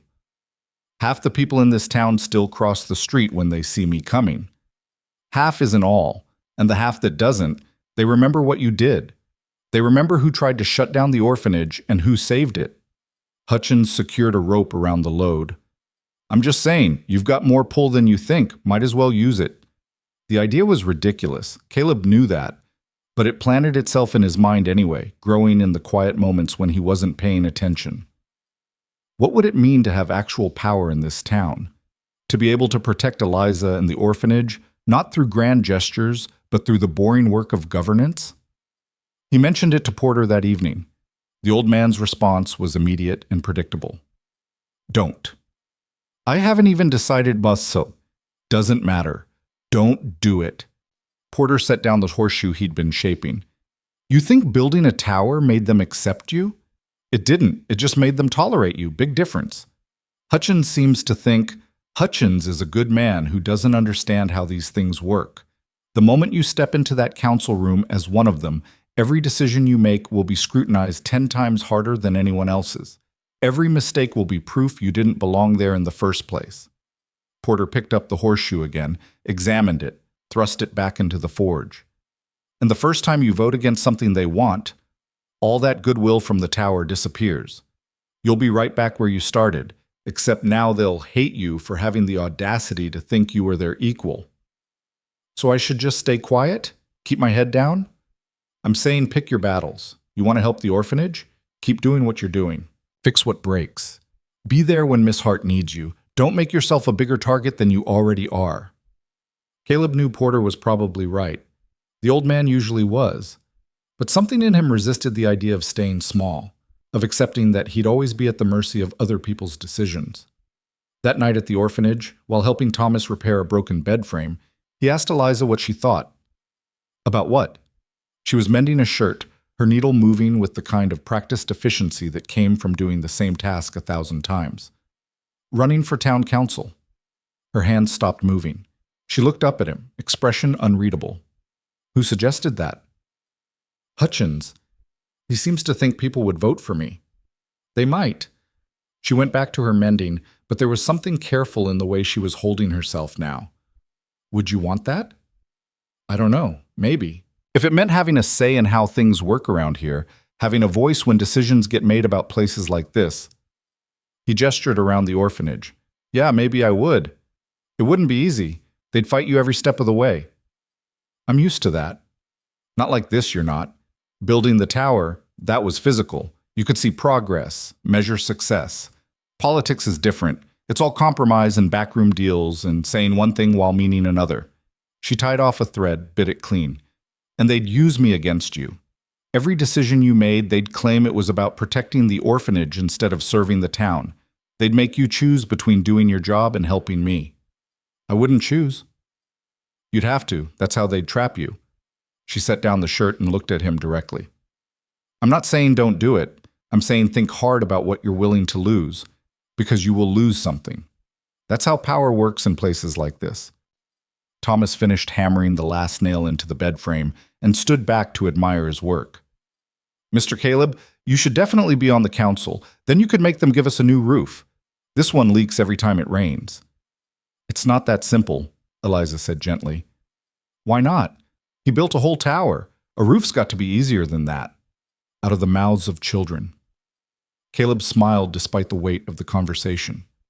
I'll think about it, Thomas. That's all I can promise. The next council meeting was the following week, and Caleb attended as a spectator.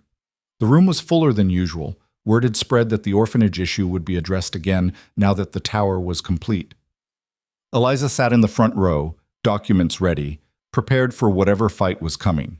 Pritchard called the meeting to order and immediately launched into a speech about civic responsibility and the difficult decisions elected officials had to make. Caleb tuned most of it out, watching the other council members instead. Dougherty looked smug. Two of the others looked uncomfortable. The fifth, a quiet man named Morrison, who ran the land office, just looked tired. The matter of the unlicensed care facility, Pritchard finally said, and Eliza stood up before he could continue. It's licensed. I've shown you the paperwork multiple times. Yes, well, There are questions about whether that license is still valid given recent concerns about— What concerns specifically? Eliza's voice was sharp. You've had 4 months to conduct inspections, review records, interview witnesses. What specific violations have you found? Pritchard shuffled papers. The council has received numerous complaints about noise, disturbances. From whom? Citizens have a right to anonymity when filing complaints. They don't have the right to make false accusations without evidence. Eliza stepped forward and Caleb saw people in the audience lean in to listen. I've lived in that building for 3 years. I've cared for dozens of children, found homes for half of them, given the rest a safe place to grow up. And in all that time, not one single legitimate complaint has been filed with the sheriff, the territorial government, or any official body. Just whispers and rumors and accusations made by people too cowardly to sign their names. Miss Hart, your tone— My tone is the result of being harassed for years by people who decided I don't deserve to exist here. And I'm done being polite about it. She pulled out a stack of papers. These are testimonials from 15 families who've adopted children from the orphanage. Every one of them will testify that those children are healthy, educated, and well-adjusted. I've also got financial records showing every penny spent and where it came from, and inspection reports from 3 different territorial officials, all stating that the facility meets or exceeds requirements. She dropped the papers on the council's table with a thud that echoed in the silent room. Now, she said, do you have any actual legal grounds to close me down, or are we done here? Pritchard looked like he'd swallowed something sour. He glanced at the other council members, clearly hoping for support. Morrison spoke up, his voice quiet but firm. I move we close this matter. The orphanage is properly licensed and operating within regulations. I see no reason to continue these proceedings. Second, said one of the uncomfortable-looking members, we haven't finished discussing— Doverty started, but Morrison cut him off. There's nothing left to discuss. Call the vote. Pritchard looked furious, but had no choice. All in favor of closing this matter? 3 hands went up, 3 out of 5. It was enough. Motion carries, Pritchard said through gritted teeth. The matter is closed. This meeting is adjourned. The room erupted. People talking, arguing, some applauding. Eliza stood there shaking, not with fear, but with something that looked like disbelief. Caleb made his way through the crowd to her side. You did it, he said. We did it. She looked up at him, eyes bright. That tower bought me time. But this, standing up and making them say it out loud, making them admit they had no case, that's what ended it. For now. For now is enough. She took his hand right there in front of everyone and didn't let go. Come on. Let's get out of here before I say something that starts this whole thing over again. They walked back to the orphanage together, not talking, just existing in the strange, peaceful space that came after a battle won. The kids were already asleep, the building quiet except for the settling sounds of old wood. Eliza made coffee, and they sat at the kitchen table like they'd done dozens of times before. What happens now? Caleb asked. I don't know. Keep going, I guess. Keep caring for these kids. Keep fighting the small battles. Keep existing despite everyone who wishes I wouldn't. She wrapped her hands around her mug. What about you? You going to run for council? I'm thinking about it. You should. Someone needs to be in that room who remembers what it's like to be on the outside looking in. Someone who won't forget that decisions made at that table affect real people's lives. She met his eyes. You'd be good at it, better than you think. Or I'd be terrible at it and make everything worse. That's possible too, but at least you'd fail trying to do the right thing. That's more than most of them can say. Caleb thought about that long after he left, walking back to the boarding house through streets that were finally starting to feel less hostile. Porter's warnings made sense. So did Eliza's concerns. But Hutchins' suggestion kept circling back, demanding attention. The decision was made 3 days later, not by Caleb, but by the town itself. A fire broke out in the stable, started by a knocked-over lantern or a careless cigarette. Nobody knew for sure. But the bell rang, loud and clear, and within minutes half the town was there with buckets. They saved the building, saved the horses, saved 3 adjacent structures that would have caught if the response had been slower. Afterward, standing in the smoke and ash, the stable owner shook Caleb's hand. That bell saved my livelihood, saved maybe my life. I won't forget that. Neither would anyone else who'd been there. The tower had been theoretical until that moment, a nice gesture, a show of skill, but now it was real. Now it had proven its worth in the most concrete way possible. The next day, a petition started circulating. Not officially organized, just people passing around paper and collecting signatures. A petition calling for Caleb Vance to run for town council in the next election. "You've got 60 names already," Mrs. Abernathy said, showing him the paper over breakfast, "including mine, and several people who wouldn't spit on you if you were on fire 6 months ago." "I haven't said I'm running." "Then say it. Because this town needs someone who'll stand up for the people who can't stand up for themselves. And like it or not, that's you now." Caleb looked at the names, recognizing some, surprised by others. Margaret Holloway's name was there, small and neat near the bottom. So was Morrison's. Even Hutchins had gotten his whole family to sign. "If I do this," Caleb said slowly, "I'm going to make enemies." "You already have enemies. At least this way you'll have a say in how they come at you." He filed the paperwork that afternoon. The election was 3 months away, which gave him time to prepare. Time to figure out what he'd actually do if elected. Time to talk to people and understand what they wanted from their government. It also gave time for the opposition to organize. Doherty and his allies didn't wait long. Within a week, posters appeared around town questioning Caleb's qualifications, his judgment, his fitness for office. They didn't attack him directly. That would have backfired after the tower and the fire. Instead, they raised concerns about inexperience, about divided loyalties, about whether someone so new to Ridgefield could truly understand its needs. "They're scared," Porter observed, reading one of the posters. "If they weren't, they'd ignore you. The fact that they're spending time and money on this means they think you might actually win. Or they just hate me that much." "That too. But I'm betting on scared." The old man crumpled the poster and tossed it into the forge. "You gonna need help campaigning?" "I don't even know what that means." "Means talking to people, explaining what you stand for, asking for their vote." Porter picked up his hammer. "I'm not much for politics, but I know metal work. And campaigning's not that different. You heat the metal, shape it careful, and if you do it right, you end up with something strong. Do it wrong and the whole thing breaks. That's not encouraging. Wasn't meant to be encouraging. Was meant to be true." Caleb started with the people he knew. Hutchins and his family, Mrs. Abernathy and the other boarding house residents, the handful of customers who'd become something like friends.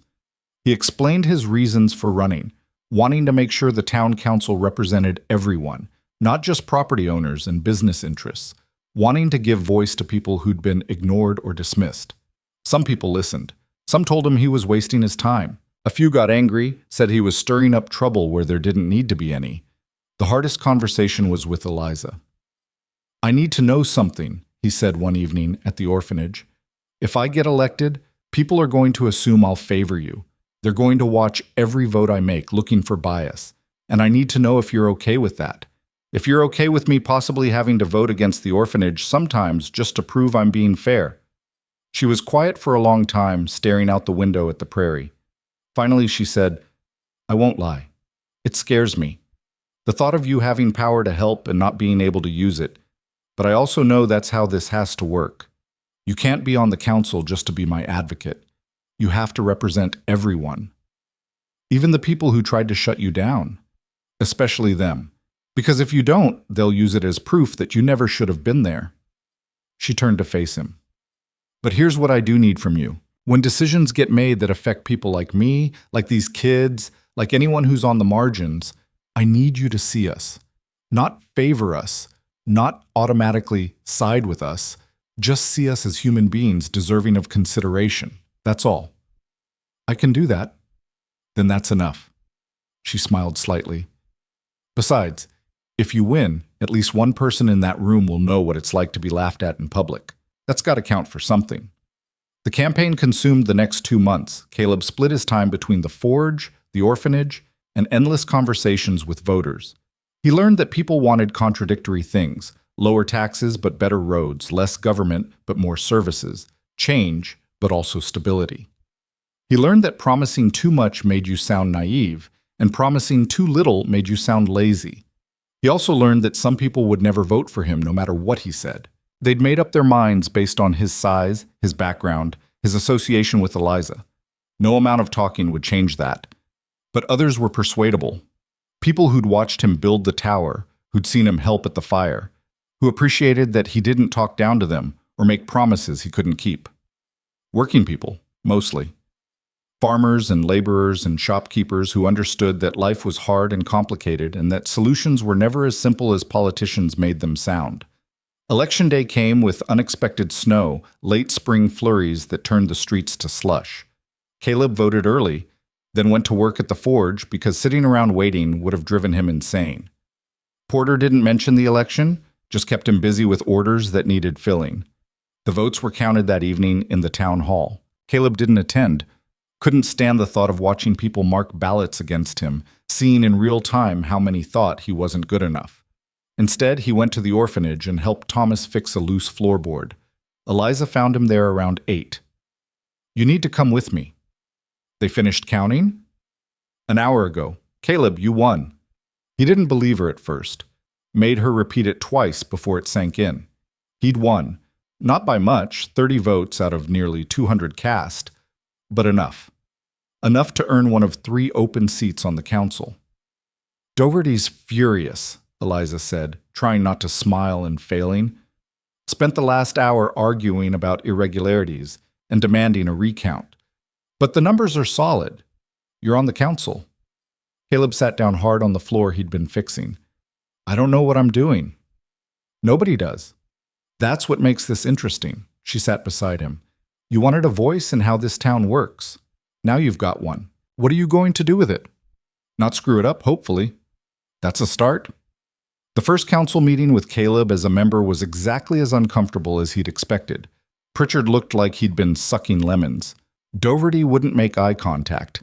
Morrison nodded a greeting but stayed distant. The other 2 members, including one newly elected alongside Caleb, seemed content to wait and see what happened. The meeting covered routine business, budget allocations, permit applications, complaints about stray dogs.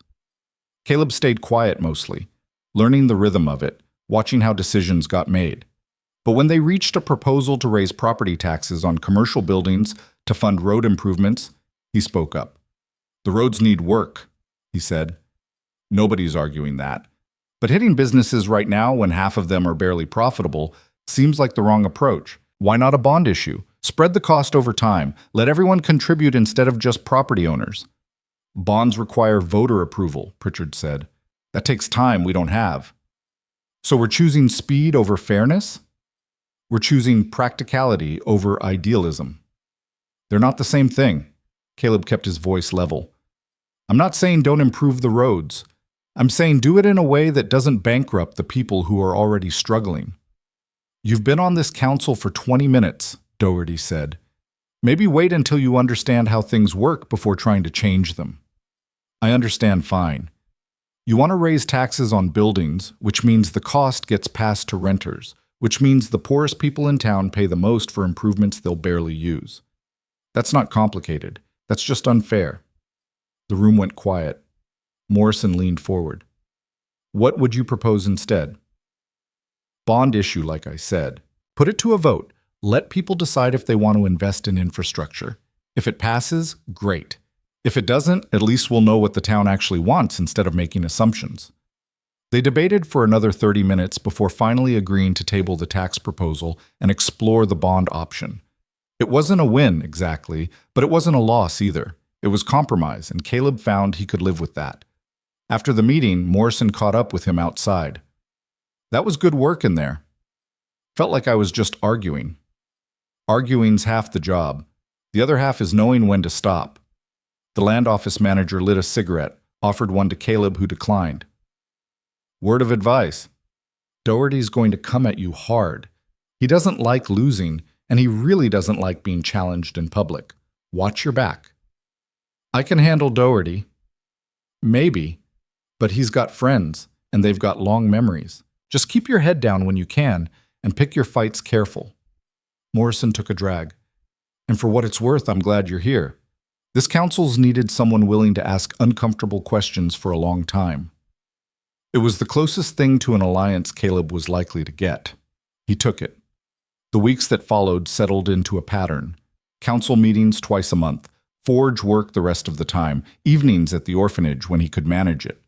Slowly, incrementally, Caleb found himself becoming part of Ridgefield's fabric. Not accepted by everyone. That would never happen. But acknowledged, given space to exist without constant judgment. The bond issue passed in a special election, barely, and road construction began. Caleb pushed for the orphanage to get its roof repaired as part of a town-wide building maintenance initiative. It took 3 meetings and multiple compromises, but eventually it happened. Thomas was thrilled. "I told you," the boy said, watching workers replace rotted shingles. Council was the right move. "You were right about one thing," Caleb admitted. "Doesn't mean it was easy. Good things usually aren't." Wise words from a 13-year-old. Caleb filed them away with all the other unexpected lessons Ridgefield had taught him. One evening in late summer, Caleb walked Eliza home from a town gathering. They'd both been there representing different interests, him as councilman, her as orphanage director, but they'd gravitated together naturally. Now, walking through the warm night, neither seemed eager to reach her door. "This is strange," Eliza said finally. "What is?" "This. Us. Being part of this town instead of just surviving in it." She slowed her pace. "I keep waiting for the other shoe to drop, for people to remember they're supposed to hate me and go back to making my life miserable. Maybe they've got better things to do. Maybe. Or maybe the tower changed things more than either of us realized." She stopped walking, turned to face him. "Thank you. For all of it. For staying when you could have left. For building something impossible. For standing up when it would have been easier to stay silent. You would have done the same. I don't know, I'm good at surviving. You're good at making things better." She reached up, hesitated, then touched his face. Her hand was small against his jaw, warm and solid and real. "I don't know what we're doing, Caleb. I don't know if this town will let us have anything more than what we've already got. But I want you to know that whatever happens, you matter. To me. To those kids. You matter." Caleb covered her hand with his, held it there. "You matter too. More than I know how to say." They stood like that for a long moment, the night wrapping around them, full of possibility and risk, and the strange, terrible hope that maybe, just maybe, things could be different. Then Eliza pulled back, smiled, and started walking again. Caleb followed, and neither said anything else. Some things didn't need words. Fall arrived with the kind of clarity that made everything look sharper, cleaner, like the world had been washed and hung out to dry. The prairie grass turned gold, the sky went deep blue, and Ridgefield prepared for winter with the efficiency of people who knew what was coming. Caleb had been on the council for 6 months now, long enough to understand the rhythms of governance, short enough that some people still looked at him like he'd wandered into the wrong room. But he'd earned Morrison's respect and grudging acknowledgement from the 2 neutral members. Pritchard and Doherty remained hostile, but they'd learned to work around him rather than against him, which was its own kind of progress. The orphanage had settled into a routine that felt almost normal. New roof, repaired windows, a fresh coat of paint that Caleb and Thomas had applied over 3 weekends. Eliza had taken on 2 more children, siblings whose parents had died in a wagon accident, and the building hummed with the controlled chaos of 14 kids trying to coexist. Caleb spent more time there than he probably should have, fixing things that didn't need fixing, inventing projects that would justify his presence. Everyone knew why he was really there, but nobody said it out loud. Not yet. Porter commented on it one morning while they were working on a complicated gate commission. "You're going to have to make a decision eventually." "About what?" "Don't be dense. About Miss Hart. About what you're doing spending every evening at that orphanage when you've got a perfectly good room at the boarding house." The old man hammered a rivet into place. "People are starting to talk." "People always talk. This is different. You're a councilman now. What you do matters more than it used to. And if you're going to be serious about that woman, you need to be serious about it properly." Caleb set down his tongs. "What's that supposed to mean?" "It means marry her or leave her alone. Anything in between just gives ammunition to people looking for reasons to discredit both of you." Porter examined his work, nodded, moved on to the next rivet. I'm not saying rush into anything. I'm saying figure out what you want and then commit to it. This halfway business helps nobody. The conversation stuck with Caleb all day, nagging at him like a splinter he couldn't quite reach. Porter was right, of course, but marriage felt like a huge step, the kind that required certainty Caleb wasn't sure he possessed. He cared about Eliza, maybe even loved her, though he'd never said those words out loud. But wanting something and being ready for it weren't the same thing. That evening at the orphanage, he found Eliza in the kitchen dealing with a crisis involving burnt soup and a crying 6-year-old who'd been trying to help. Caleb took over stirring while Eliza comforted the child, and by the time things settled down, the moment for any kind of serious conversation had passed. "Stay for dinner?" Eliza asked, scraping the least burnt soup into bowls. "If you're sure there's enough." "There's always enough. Might not be good, but there's enough." Dinner was its usual chaos. Kids talking over each other, spilled milk, arguments about who got which chair, but underneath the noise was something Caleb had come to recognize as family. Not the polished, perfect kind from storybooks, but the real messy kind that actually existed. People who irritated each other and loved each other and showed up every day anyway. After the kids were in bed and the dishes were done, Caleb and Eliza sat on the porch like they'd done dozens of times before. The temperature was dropping fast, winter announcing itself in the way frost formed on the railings. "Porter thinks we should get married," Caleb said, the words coming out before he'd fully decided to say them. Eliza went very still. "What do you think?" "I think he's got a point. About people talking. About what it looks like with me here all the time. About making things official if we're going to be serious. That's what Porter thinks. I asked what you think." Caleb looked out at the prairie, dark except for scattered lights from distant homesteads. "I think I never expected to get this far. To have a place, a job, people who tolerate me. And now I've got all that plus you, and it feels like too much. Like I'm going to wake up and find out it was all a mistake." "It's not a mistake. You don't know that. 6 months ago this town wanted you gone. Now I'm on the council and you've got a new roof and things are stable, but that could change. One wrong vote, one economic downturn, one person stirring up old grievances, it could all fall apart. So what? We don't try because it might not last?" Eliza turned to face him.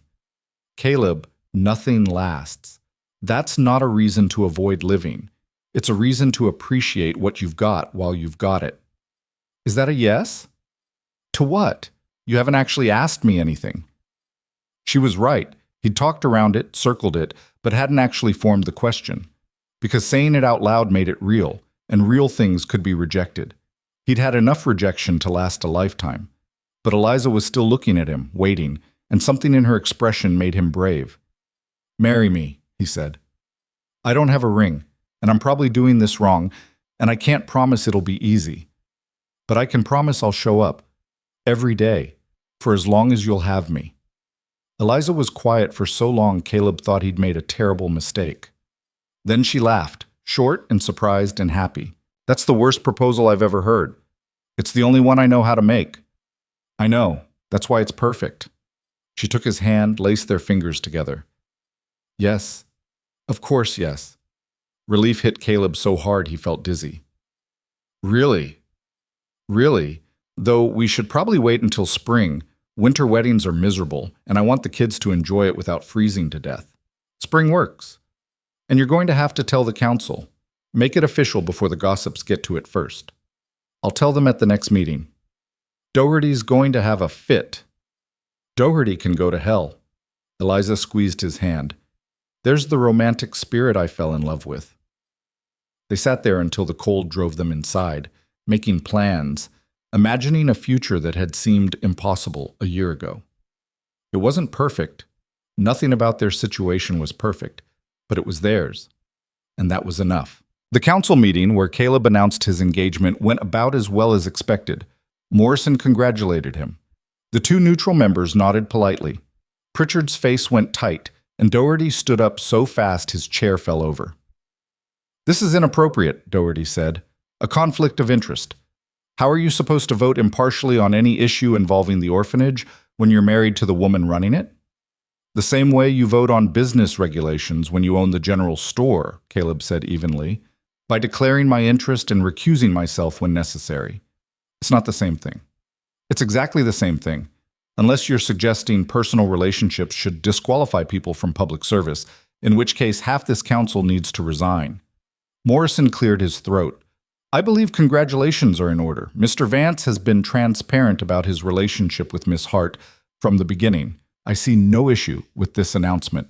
Of course you don't, Doherty said. You've been on his side since he showed up. I've been on the side of letting people do their jobs without constant interference. If that aligns with Mr. Vance's positions, so be it. Morrison turned to Caleb. When's the wedding? Spring. April, probably. You're all invited if you want to come. I wouldn't miss it, Morrison said, and the neutral members echoed agreement. Pritchard said nothing. Doherty stormed out, slamming the door hard enough to rattle the windows. After the meeting, Morrison pulled Caleb aside. You know this is going to make things harder. I know. Doherty is going to fight every proposal you make, oppose every initiative, try to paint you as corrupt or biased or incompetent. He'll make your life miserable just because he can. He was already doing that. Fair point. Morrison lit a cigarette, offered one to Caleb, who declined again. But you've got more to lose now. A wife, eventually kids of your own. The orphanage, depending on your ability to stay on the council. Doherty knows that. He'll use it. Let him try. I'm not backing down. Didn't think you would.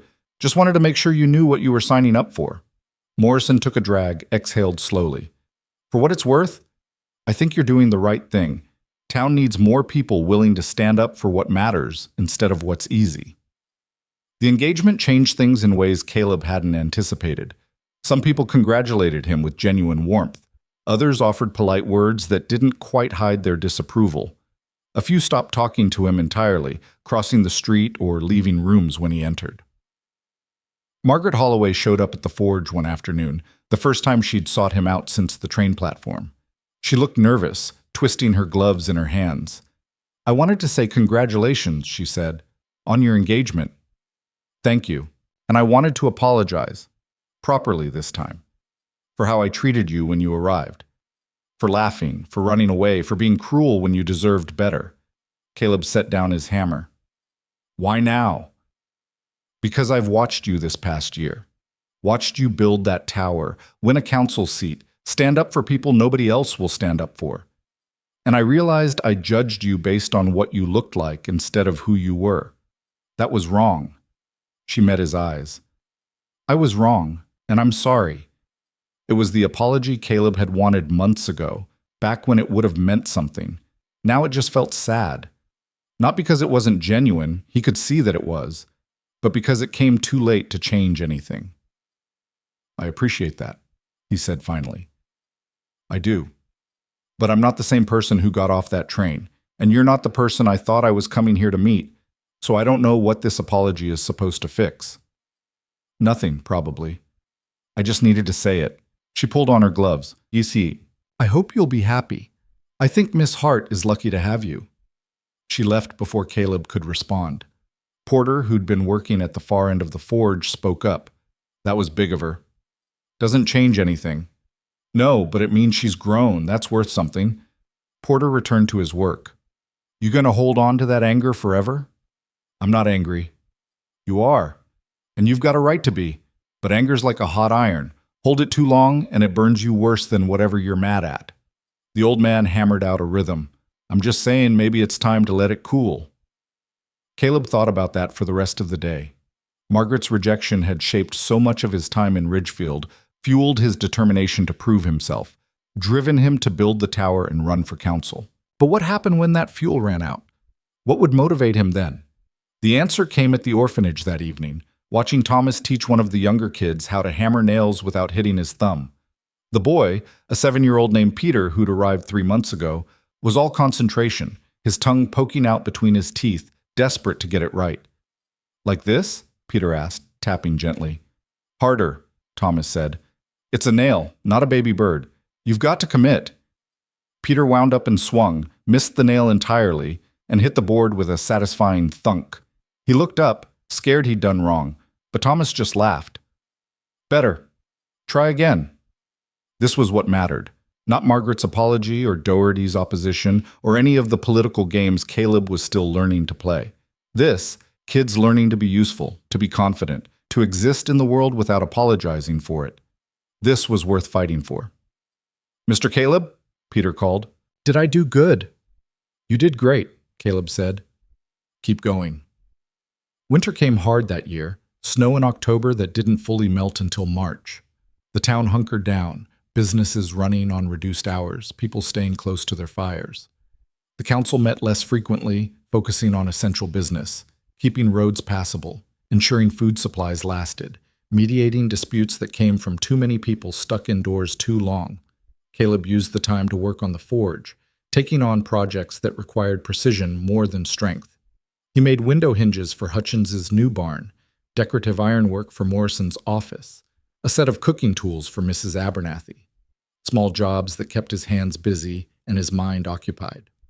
He also used the time to plan the wedding, which turned out to be more complicated than he'd expected. Eliza wanted something simple, just close friends, and the orphanage kids. But simple still required decisions. Where to hold it, who to invite, what to serve, what Caleb should wear since he didn't own anything close to formal clothing. "We could do it at the orphanage," Eliza suggested one snowy evening. They were in the kitchen, surrounded by papers covered in rough sketches and crossed-out lists. "Not enough space if we invite everyone." "Do we have to invite everyone?" "Morrison, Hutchins, Mrs. Abernathy, Porter, that's already more people than your parlor can hold, plus the kids." "What about the town hall?" Caleb made a face. "The place where I got elected? Where we fought for months to keep the orphanage open? That's got some bad associations." "Fair point." Eliza tapped her pencil against the table. "What about outside, weather permitting? In April? That's a gamble. Everything about this is a gamble. Might as well make it a beautiful one." They settled on the prairie behind the orphanage, a spot with a view of the ridge and enough flat ground for chairs. If it rained, they'd move inside and people would just have to squeeze. If it was nice, it would be perfect. And if it was somewhere in between, well, that seemed appropriate for a wedding between two people who'd never quite fit anywhere. Planning gave them something to focus on besides the cold and the dark, and the way winter made everything feel smaller, harder. But underneath the logistics was a current of anticipation, a sense that something important was shifting. "Are you scared?" Eliza asked one night as they sat by the kitchen stove, the kids asleep upstairs, the house creaking in the wind. "Of what?" "This. Marriage. Being responsible not just for yourself, but for me, for these kids, for whatever comes next." Caleb thought about it. "Yeah, I'm scared, but I'm more scared of not doing it, of playing it safe and wondering what might have happened." "Me too." She leaned against his shoulder, and they sat in comfortable silence, listening to the storm outside and the warmth of the fire inside. Spring came late, but came decisively. Snow melting in days instead of weeks, the prairie exploding into green and gold. The orphanage yard transformed from mud to grass, and Caleb spent his weekends building benches for the wedding. Simple pine construction that would seat maybe 30 people if they squeezed. The guest list had grown despite their best efforts. Porter insisted on coming and bringing 2 retired blacksmiths he knew. Mrs. Abernathy invited half the boarding house. Hutchins wanted to bring his extended family. Morrison was coming with his wife. Even the 2 neutral council members had accepted invitations, though Pritchard and Doherty had politely declined. "We're up to 47 people," Eliza said, looking at the final count. "When did that happen?" "When we stopped being outsiders," Caleb said. "Turns out people like weddings. They like free food." "That too." The ceremony was set for the 3rd Saturday in April, early afternoon when the light would be good and the temperature mild. Caleb spent the morning trying on his new suit, the first he'd ever owned, and feeling like an imposter. The jacket was tight across his shoulders, the pants slightly too short, and the whole thing made him look like he was playing dress-up. "You look fine," Porter said, adjusting Caleb's collar for the 3rd time. "Stop fidgeting. I look ridiculous." "You look like a man getting married. That's supposed to be a little ridiculous." The old man stepped back, examined his work. "There. Presentable. Now stop worrying and focus on not passing out during the vows." "I'm not going to pass out." "Everyone says that. Half of them do it anyway." The ceremony was supposed to start at 2. By 1:30, people were gathering on the benches, talking and laughing, the kids from the orphanage running wild in their fancy clothes. Thomas was trying to corral the younger ones with limited success. Mrs. Abernathy was directing people to seats like a general deploying troops. The whole thing had the organized chaos of any event where too many people tried to help. Caleb stood at the front, next to a makeshift altar that was really just a wooden stand Thomas had built, and tried to remember how to breathe. Morrison stood beside him, having agreed to officiate since he was a notary and could make it legal. "You ready?" Morrison asked. "No." "Good. That means you're taking it seriously." The older man pulled out a small book, marked pages with slips of paper. "Just remember you say, 'I do,' when I ask, you don't drop the ring, and you kiss her at the end. Everything else is details." The ceremony started on time, more or less. People settled into their seats. The orphanage kids lined up along the side, trying to stand still and mostly failing. And then Eliza appeared at the back of the gathering, walking alone because there was no one to give her away, wearing a simple blue dress she'd made herself. She was beautiful. Not in the conventional way. Her scar was still visible. Her hands were still rough with work. Her whole bearing was that of someone who'd fought too hard for too long. But she was beautiful to Caleb in a way that made everything else irrelevant. This was the woman who'd seen him at his worst and stayed anyway, who'd built something impossible with him, who'd chosen him when she could have chosen safety. She walked to the front, and Caleb took her hand because standing this close without touching her felt wrong. Morrison began the ceremony, reading words about commitment and partnership and choosing each other every day. Caleb barely heard it, too focused on Eliza's face, the small smile playing at the corner of her mouth, the way her fingers tightened around his when Morrison got to the vows. "Do you, Caleb Vance, take Eliza Hart to be your wife, to stand beside in success and failure, in health and sickness, for as long as you both shall live?"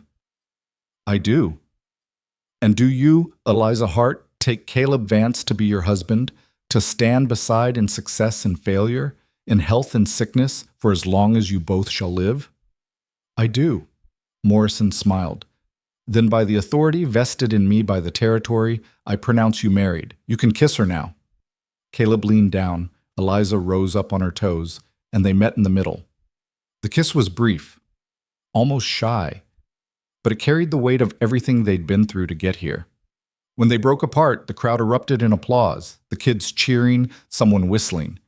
They walked back down the aisle together, and Caleb felt something shift in his chest. He'd belonged to places before. Ohio, the Forge, even Ridgefield in a limited way. But this was different. This was choosing to belong to another person and having them choose you back. The celebration afterward was loud and joyful and slightly drunk, people passing around bottles they'd brought despite Eliza's request for a sober event. The food was a potluck disaster. Too much of some things, not enough of others. Everything slightly overcooked or undercooked or just wrong. It was perfect. Caleb spent most of the evening talking to people, accepting congratulations, answering questions about where they'd live. They'd decided on the orphanage since it had more space than his boarding house room.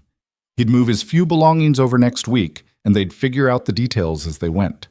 Late in the evening, as the sun was setting and people were starting to leave, Margaret Holloway approached. She'd come to the wedding despite not being invited, standing at the back during the ceremony, leaving before anyone could question her presence.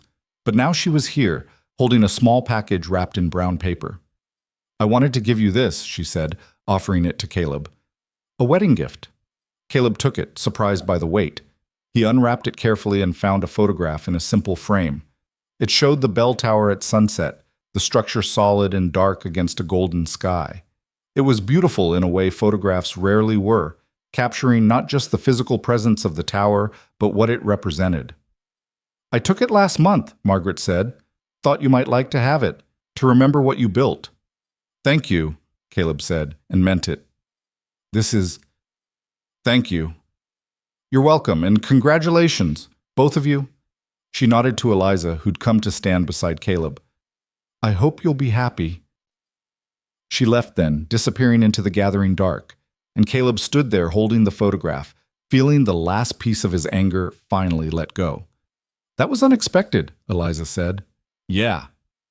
"Are you going to keep it?"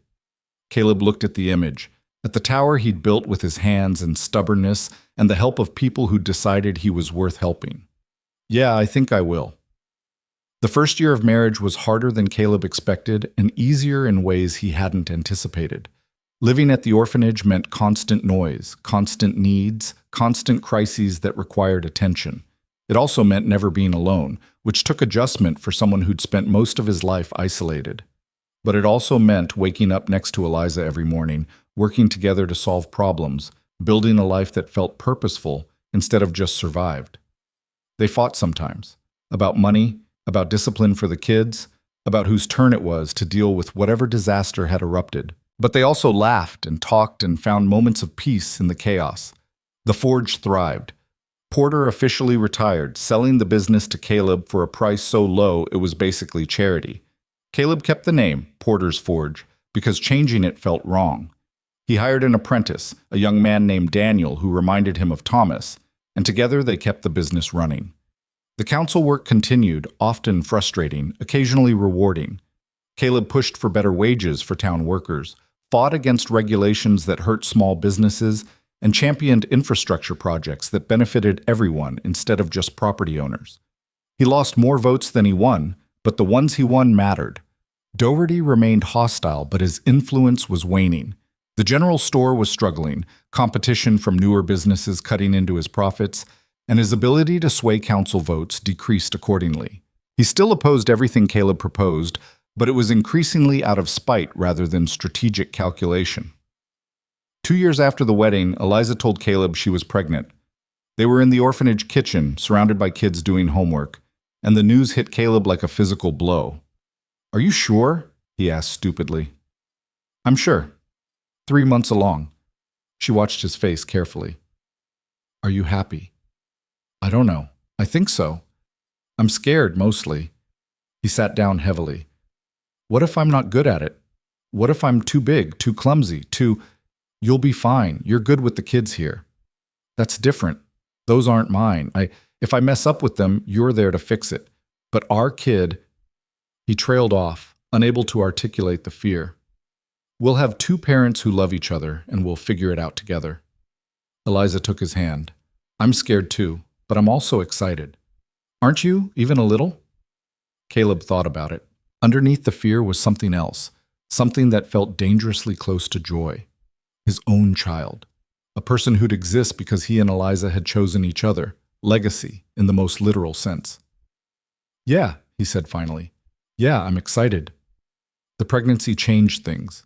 Eliza couldn't lift heavy things or chase after the more energetic orphans, so Caleb took on more of that work. Thomas, now 17 and basically running the orphanage's daily operations, stepped up to help. The older kids pitched in without being asked. The whole place reorganized itself around Eliza's growing belly. The baby came in early winter, a girl with Caleb's size and Eliza's determination.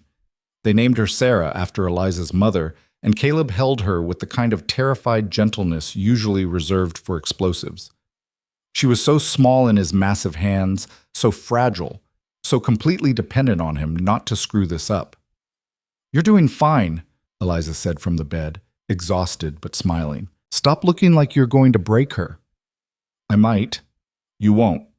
Now bring her here so I can feed her before she starts screaming." Those first months were exhausting. Sarah cried constantly, slept in random intervals, and required attention that couldn't be scheduled or predicted.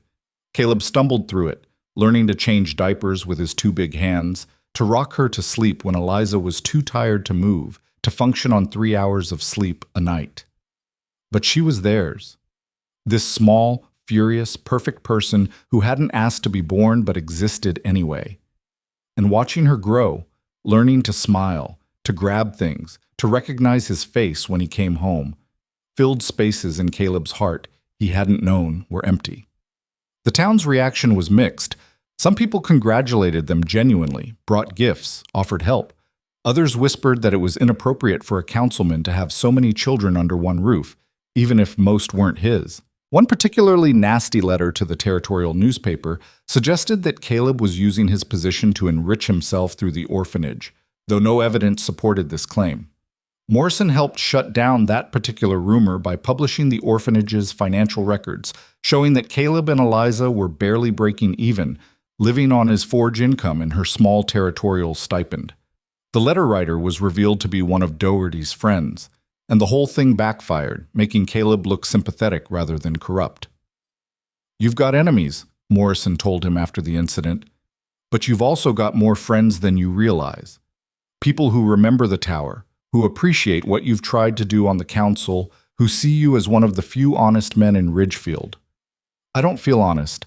I feel like I'm making it up as I go. That's all any of us are doing. The trick is admitting it." By Sarah's first birthday, the orphanage had placed 5 more children with families, taken in 4 new ones, and settled into a rhythm that felt almost sustainable. Thomas had left to work at the land office, Morrison having offered him a job. Peter, now 11, was Caleb's shadow at the forge, learning metalwork with the same intensity he'd once applied to hammering nails. The town had grown too. New businesses, new families, new buildings crowding what had once been empty Prairie. The bell tower still stood at the center, still rang at 6 every evening, still reminded people of what was possible when someone refused to accept the limitations others placed on them. One spring evening, 5 years after he'd arrived in Ridgefield, Caleb stood on his porch watching Sarah play in the yard. She was running after one of the orphanage kids, laughing, her dark hair flying. Behind them, the prairie stretched to the horizon, gold in the setting sun. Eliza came out to join him, moving slower now with their second child due in a month. She leaned against his arm, comfortable in a way that came from years of standing together. "What are you thinking about?" she asked. "How different this is from what I expected. When I got off that train, I thought I'd find a place where my size didn't matter. Turns out I found a place where it did matter, but not in the way I feared. You made it matter the right way. You used it to build things, to help people, to prove that being different doesn't mean being less. We proved it, not just me. All right, we." She squeezed his arm. "Are you happy?" Caleb thought about that. Happy felt like too small a word for what he felt. He had a wife he loved, children who depended on him, work that mattered, a place in a community that had tried to reject him. He had purpose and partnership, and the kind of belonging that couldn't be taken away because it wasn't given by others. It was built by his own hands. "Yeah," he said. "I'm happy. Are you?" "Very." She watched Sarah catch the other child, both of them collapsing in a giggling heap. "You know what the best part is?" "What?" "We're not done yet. There's still so much to build, so much to fight for, so much to create. This isn't an ending, it's just the beginning." She was right. The town council still needed voices like his. The orphanage still needed protection. More children would need homes, more injustices would need challenging, more impossible things would need building. The work was never finished because life wasn't a story with a neat conclusion. It was just a series of days, each one requiring you to choose again who you wanted to be. And Caleb chose this. Chose Eliza, chose the orphanage, chose Ridgefield with all its flaws and possibilities. Chose to stop running and start building instead.